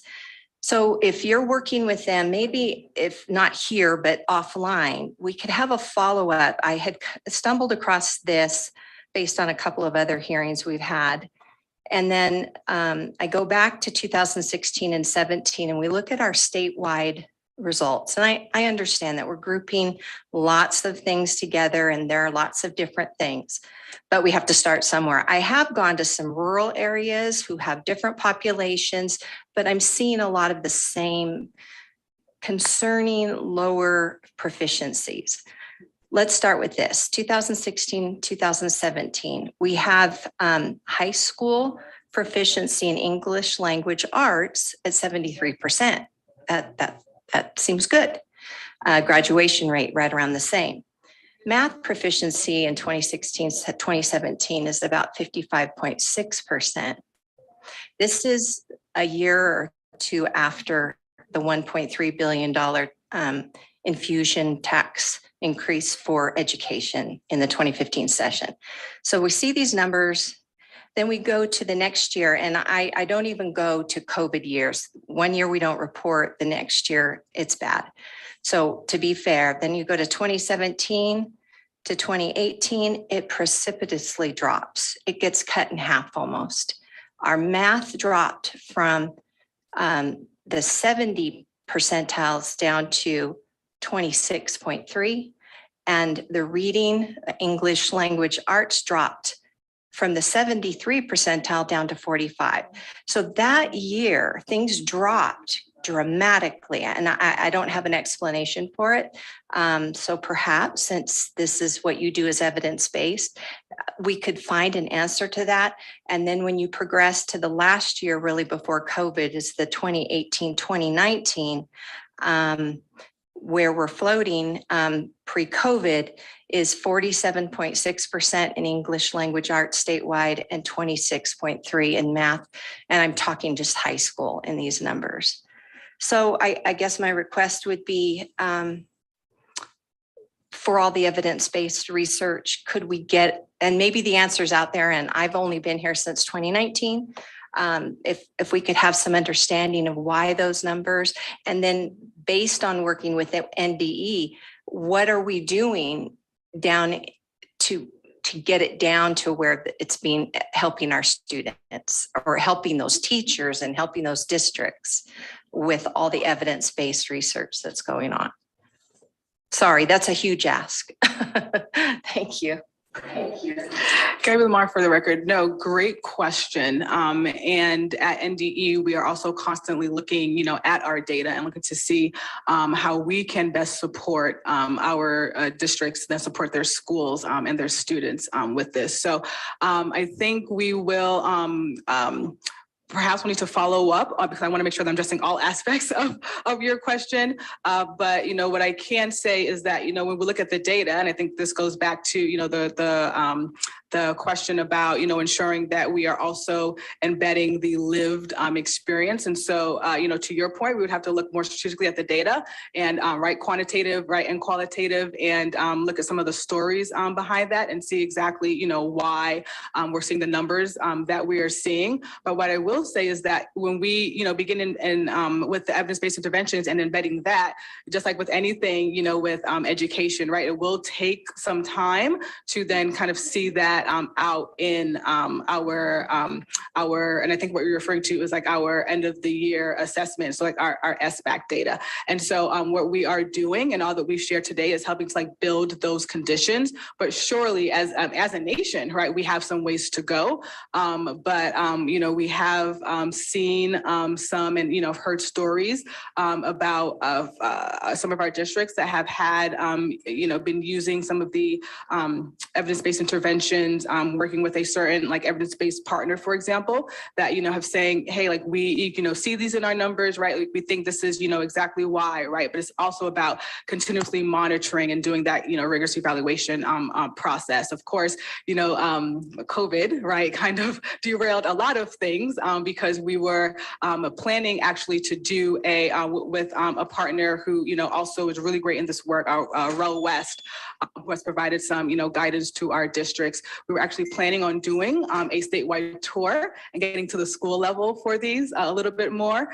And that was supposed to happen at about 2020/2021. And, with the pandemic, we weren't able to do that. So we're, getting kind of through it now. We're kind of looking at, what we can do to kind of get more down to the school level with these and providing the guidance and supports that our schools truly need as well, and helping our districts do so.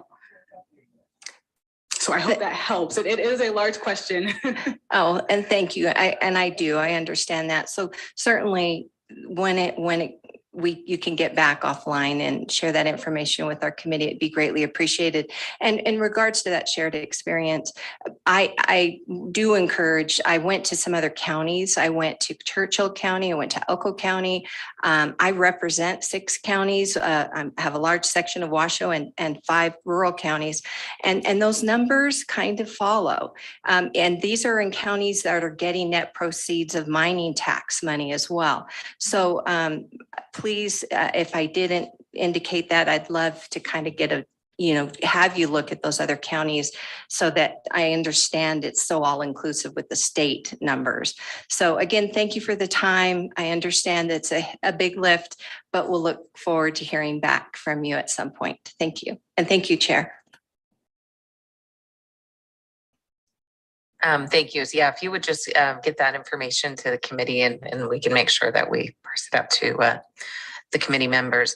Up in Carson City, Senator Dindora Loop, did you have a question or can just shake your head, yes or no, or?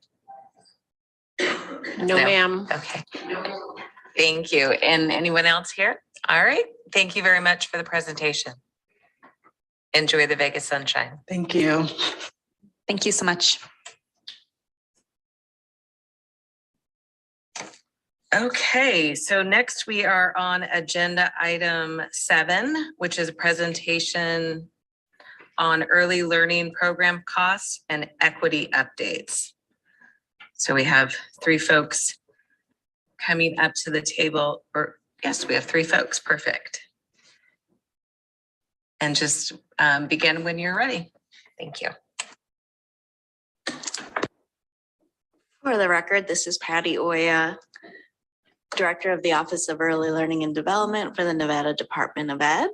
I am very happy to introduce Judy Ennis and Greg Hill from West Ed, who are here to provide an update on their work, examining the cost of quality pre-K in Nevada and the equity of the 8410 per seat cost methodology that we began using during the 22-23 school year. This is a 2-year study that was approved at the close of the 2021 legislative session. So I will turn it over to Judy and Greg.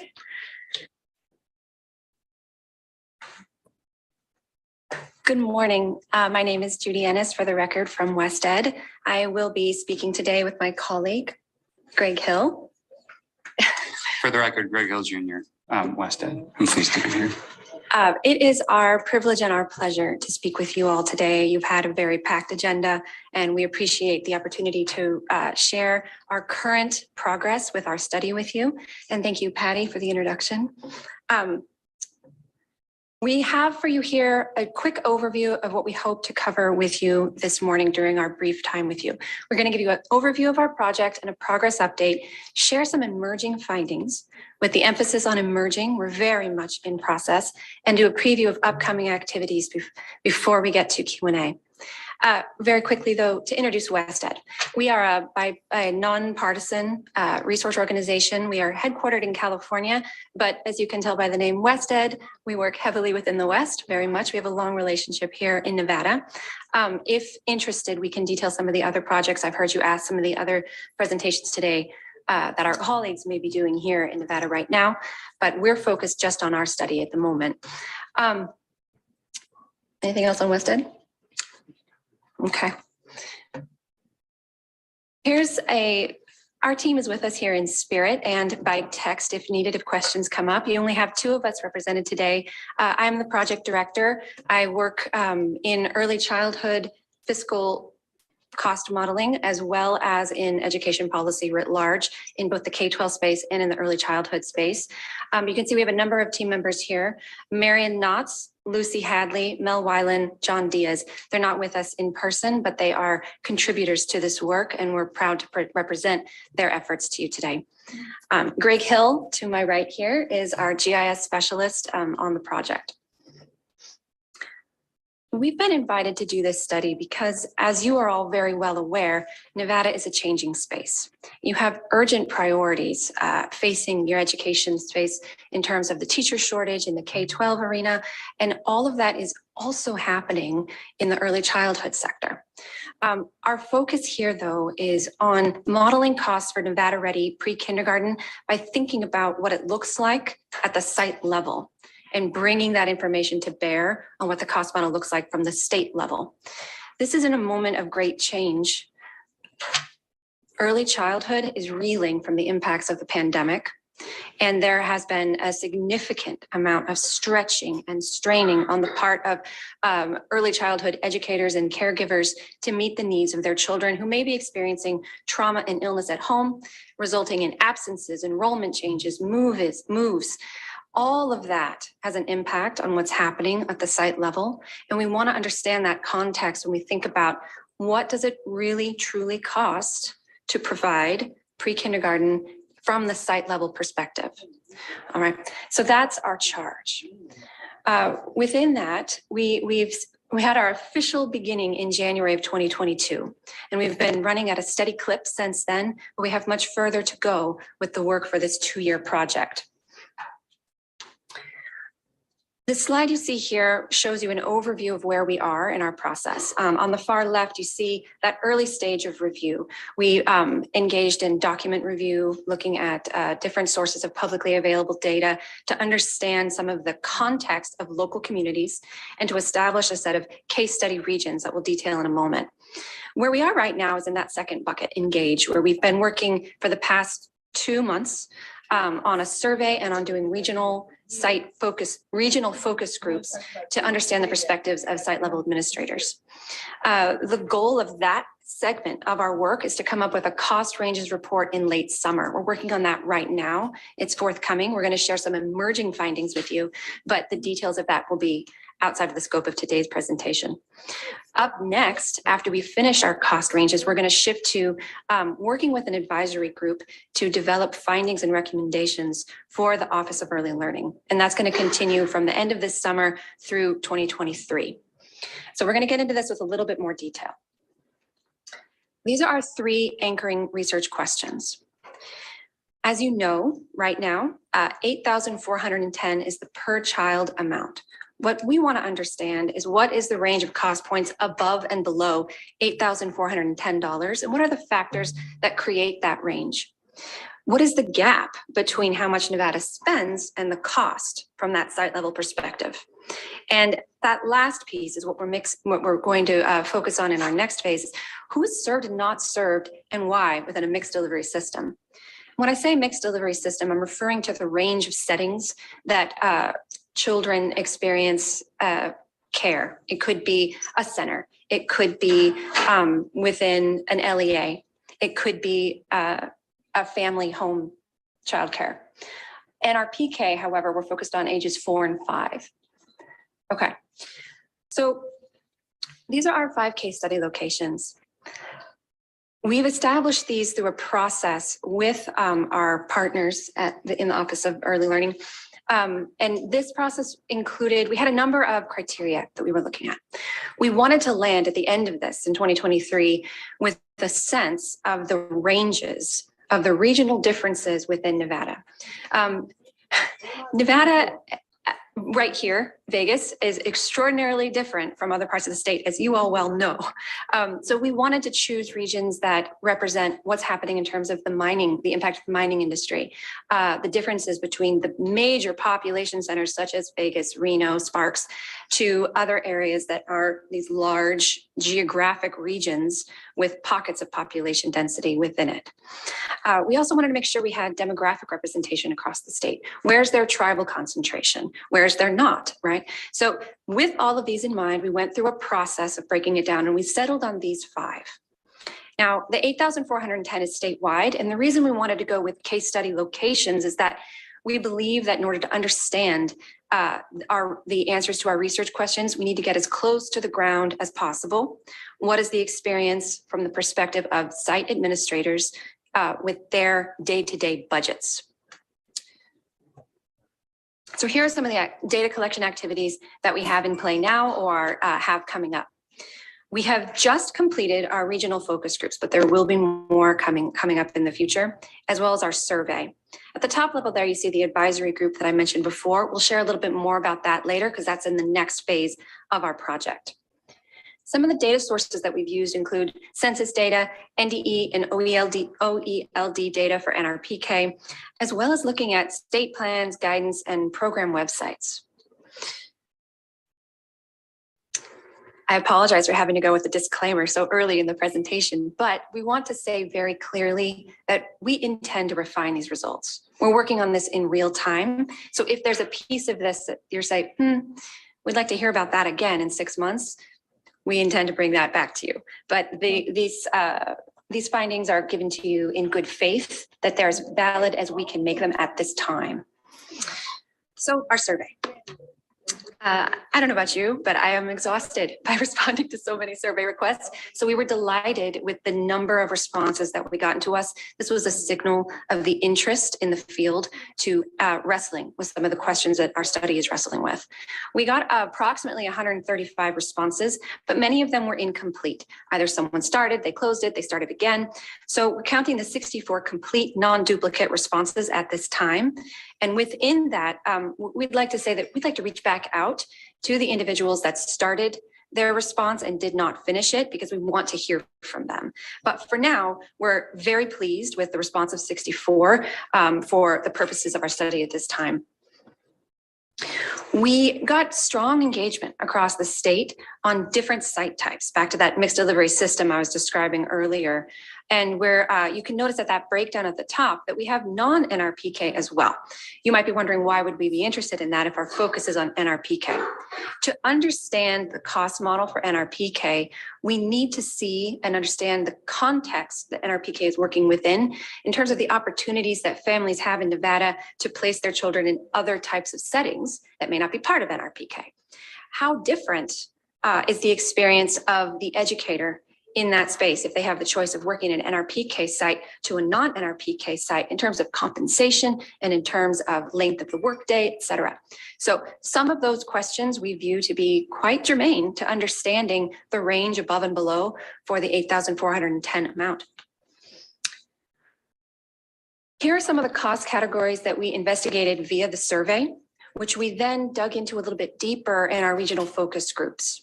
So you can see that number one, personnel hourly wages. That is absolutely the largest part of any site level budget. It's paying for the people. But there are a number of other monthly totals that we want to understand. Salaries and benefits, rent versus mortgage, if that applies for an LEA, for example, and we'll talk about that momentarily. Utilities, supplies, COVID expenditures.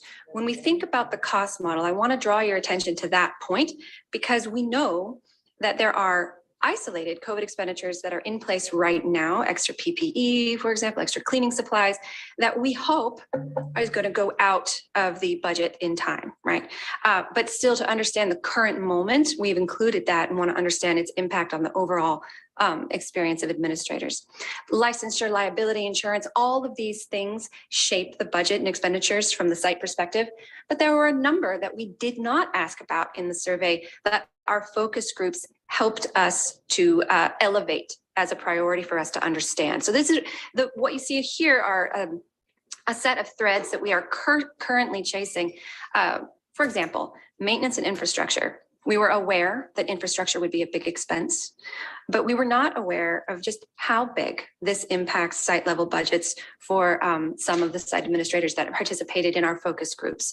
Some of the range here really caught us off. And so we are following this one more closely because there's a unique element to running a site in Nevada, which is the power of the sun on your equipment outside and the frequency with which you need to replace it in order for it to maintain high quality and safety for kids.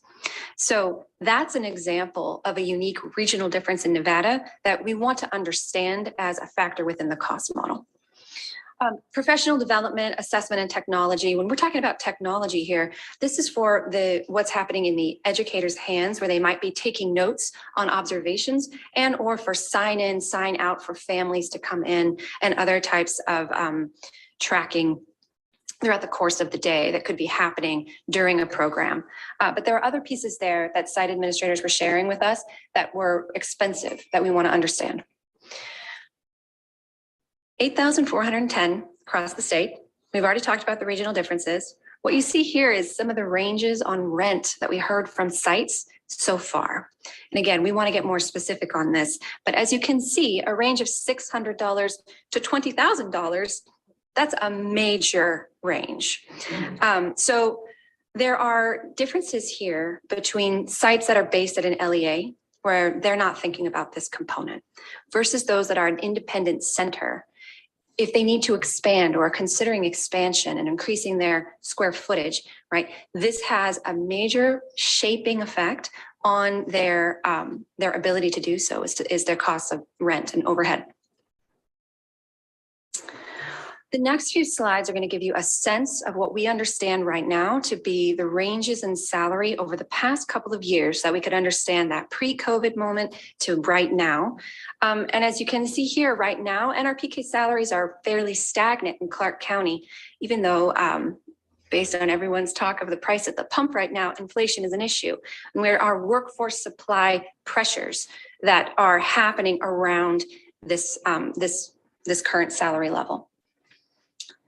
In Washoe, year over year, a little bit lower compared to Clark, even though that's also a major population density area with many different types of industries there and high numbers of young families. Nye is a little bit lower compared to 2019, and we'd like to understand this piece in particular, so we're looking into that. And if I'm going too quickly on these, I'm happy to go back when we get to Q&A, of course. Our focus groups. First, I'd like to say thank you to anyone who might be listening who participated in the focus groups because they were unbelievably informative for our team, and the level of engagement that came from site administrators who have many other pressures in their day-to-day to join us for these focus groups was deeply appreciated by our research team. We held 8 sessions. They ended at the end of May. So we're still going through the process right now of theming all of the comments. We used a data protocol, but of course, if someone had something that wasn't expected in our interview protocol, we heard that and brought that into our process in order to understand their unique perspectives from their site level and from wherever they are within the state. We had about 40 participants total.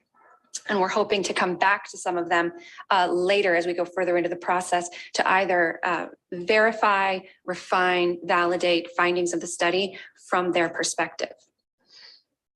Here's some of the key themes we've heard so far from those focus groups. Number one, and this is also represented in the rest of your agenda today, recruiting teachers has been a challenge because of the pay. That's the perception shared by the administrators. That the losing teachers to retail jobs or other opportunities that pay more per hour is a consistent pressure on these sites that can make the difference between children getting off the wait list and staying on. There's also difficulties within the grant timing. This is not a large margin operation, and the timing of when the money comes does not always match the cycles that they're under in terms of enrollment and movement of families and the needs of staff. So that's one that we'd like to understand a little bit more. It's not explicitly related to the cost model, but still something that came up consistently. Lastly, eligibility. Right now, to be eligible for NRPK is related to your 200% poverty level. So there were some that shared they need to turn families away where they cannot access, they cannot find care for their 4 and 5-year-olds. They cannot find the educational experience that they're looking for because of their eligibility. However, one of the reasons why we are designed at using the case study regions is that while there is a commonly held perception nationally that more rural equals a higher percentage of families experiencing socioeconomic distress, because of the mining industry, more rural does not necessarily equate with lower incomes for the families. And so that's an interesting piece of that regional difference within Nevada that we want to understand as we explore this more deeply, right? Because even if there are NRPK sites that are in those areas, but they're not eligible because they are above that threshold, but their children are still not getting the opportunities that the family desires. Another piece that we wanted to share with you within this, our participants, was that we heard consistently, and I want to say that we weren't asking for this in the protocol, was the quote that you see on the screen here. And I'll read it for those that perhaps are in the back and didn't bring their glasses. But the children that went through the NRPK program had higher school readiness, both academically and in terms of their social emotional development. We know this program has a high positive benefit for children and families. The individual that shared that, and we abbreviated it slightly, was a school-based site administrator in one of our focus groups, but that is representative of many of the comments that we heard from both within NRPK and without. 4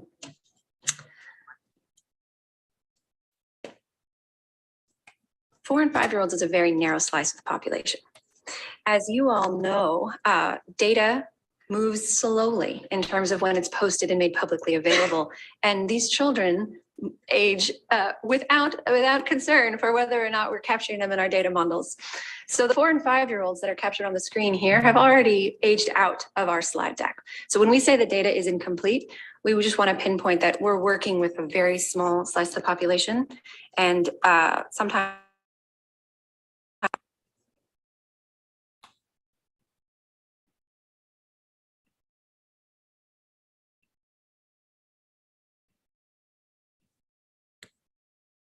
What did I do here?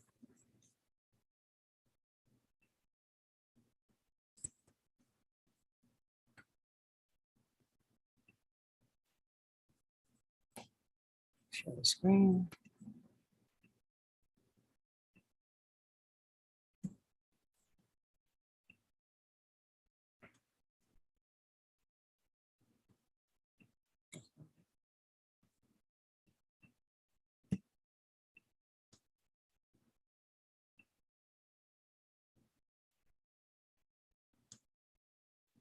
Not the 18. That's not what I'm looking for, is it? The ranges for the cost model. We're aiming to have that preliminary modeling done at the end of the summer. And then we're going to move into understanding how our model intersects with issues of access through our conversations with the advisory group and through returning to the participants of our focus group and our survey respondents. Our project close date is for summer 2023, and we have quite a lot of work to do before we get there.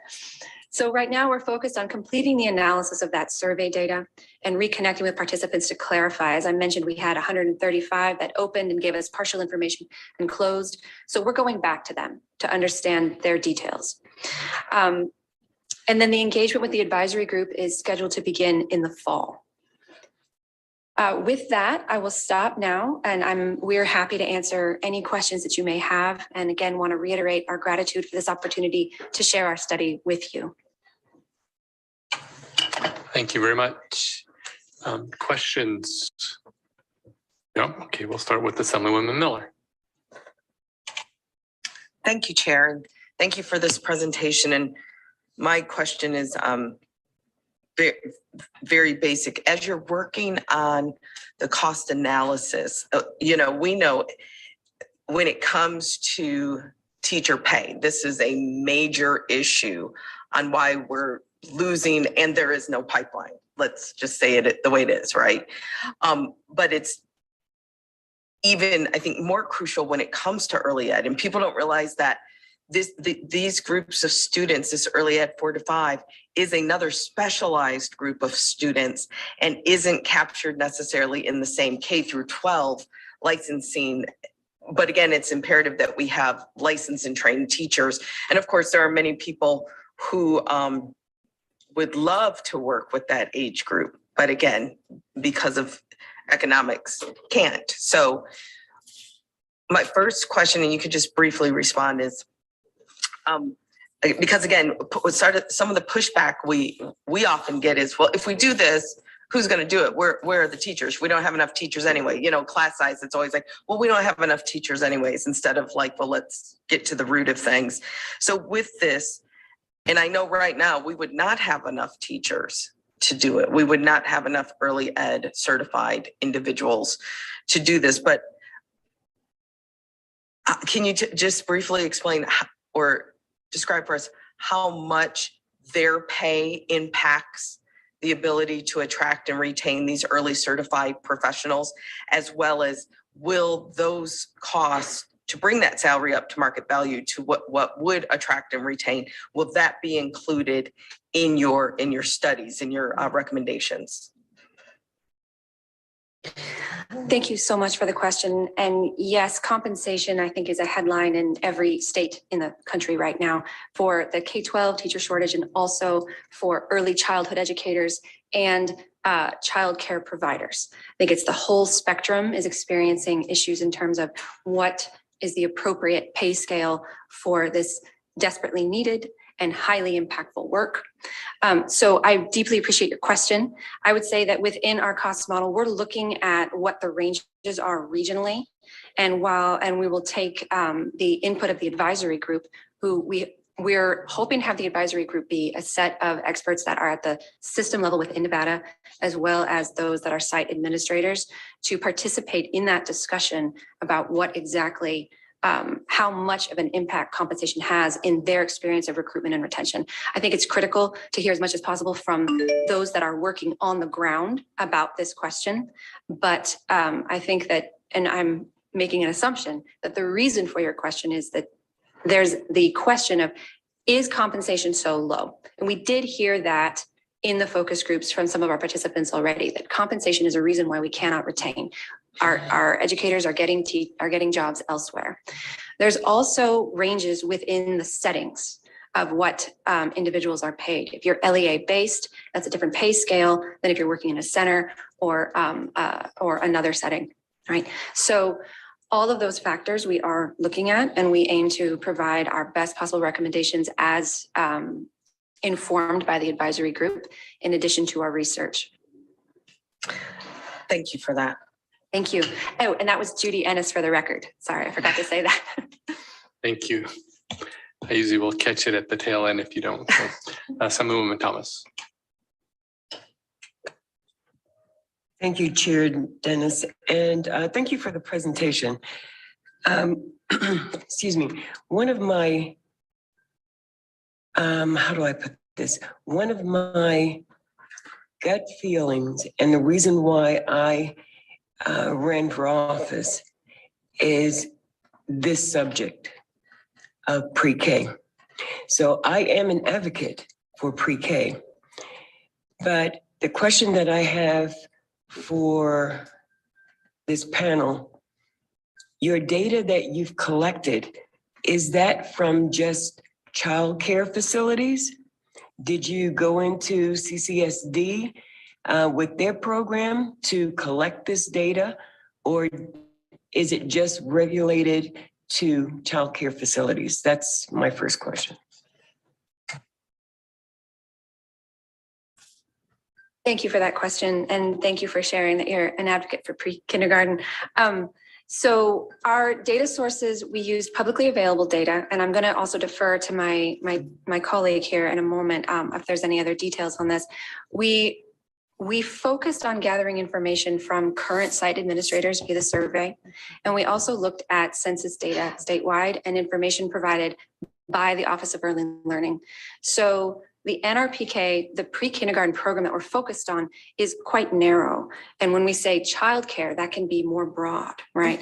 So through the course of our study, we want this to be contextualized within a larger set of age ranges, but we're very narrowly focused on the 4 to 5 age group served by the NRPK program. Yeah, only the so I children hope that that are answers your served. No, it question. I doesn't. think that you might have a larger Doesn't one talk there. about who the kids are So please, qualified. if I didn't answer it, I'd like to clarify.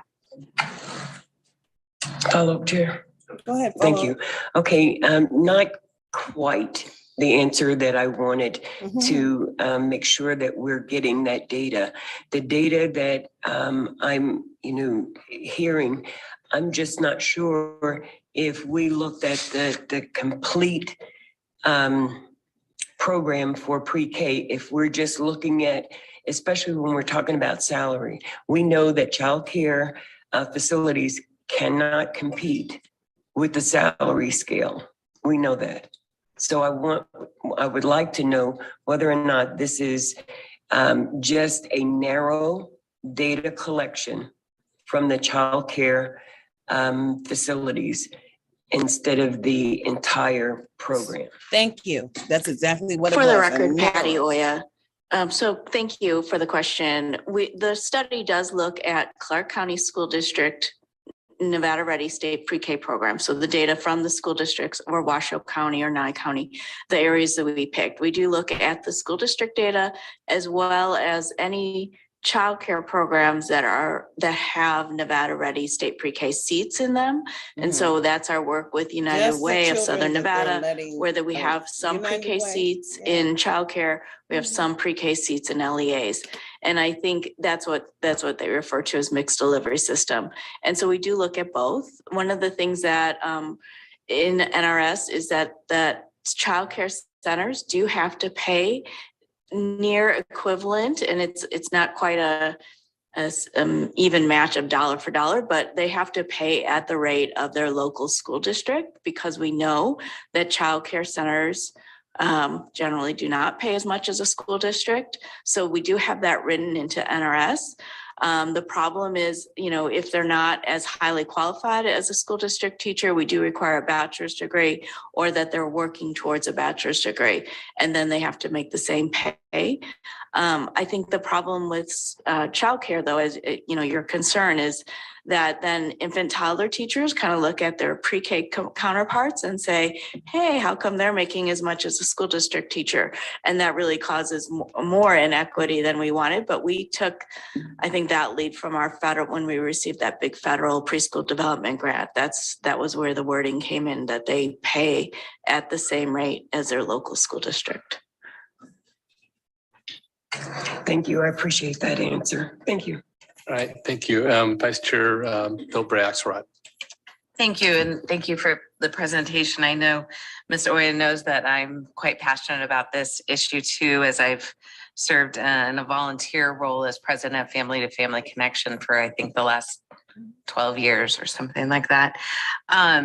Family to Family Connection, for those of you guys who are not aware, was founded in 1998 and kind of talked about the importance of 0 to 5, right?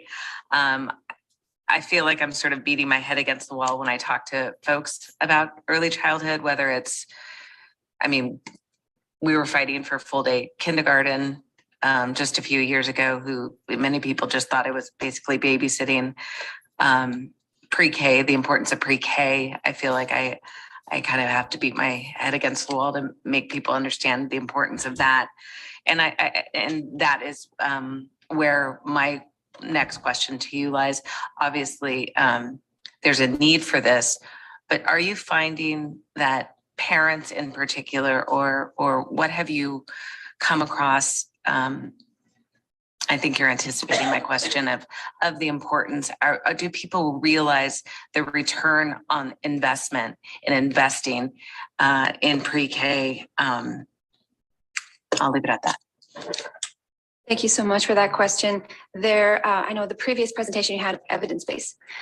There has been continuous research on the impacts of a high quality educational experience for pre-kindergarten age children and for educational experiences for children in care in multiple settings from birth on. The impact in terms of cognitive development, social emotional development, school readiness, which is one of the primary elements of the NRPK program. The evidence here is so strong and the research goes so deep across many settings, many years, across demographics, across program type. So the research community is quite unanimous about the positive impacts of having children experience a high quality preschool and early child care experience. However, I would say that parents can tell you from their own perspective what the impact is in terms of their ability to maintain work for themselves, to have their child establish peer-to-peer relationships, meet other parents, be connected to their communities. The benefits of that type for families in terms of consistency in their community and day-to-day routines, that is also very well documented. But the question about whether or not we've heard that, we have not yet talked to parents in this study. So I want to be really clear about that. What I just shared there is the broad perspective from the research base on why pre-kindergarten matters and why it matters to families. But in our study, we did not have any parents specifically within our focus groups at this time. We very much want to hear from parents, especially if you want to understand access and the reasons for why parents choose one setting over another. But that hasn't happened yet. So I don't want to misrepresent our findings in that regard. However, the other aspects that I shared in terms of the broad base for why it's important to your question are very clear. And we'd be happy to share any further information with you on the reasons behind the statement I just gave with a follow-up summary document. And that was Ms. Ennis. Thank you, Chair Dennis. And yes, that was Judy Ennis for the record. Thank you. I'll get it next time. All right, other questions here? No? Let's go up north. Anybody up north wishing to ask any questions? I'm seeing head waving, so that I'm seeing head waving is no, so okay. All right, thank you very much. Appreciate your presentation today and all the work you're doing. Thank you. Thank you very much. All right, so we are at the point in our agenda now that we are going to take a lunch break. And so let's see, why don't we go, we're going to take at least a 30-minute. Let's go to 25 after, or maybe let's just say 12:30. We'll just say 12:30 just to make it even. Or maybe we'll make it 12:27. No, we'll go to 12:30. So we will be in recess until 12:30.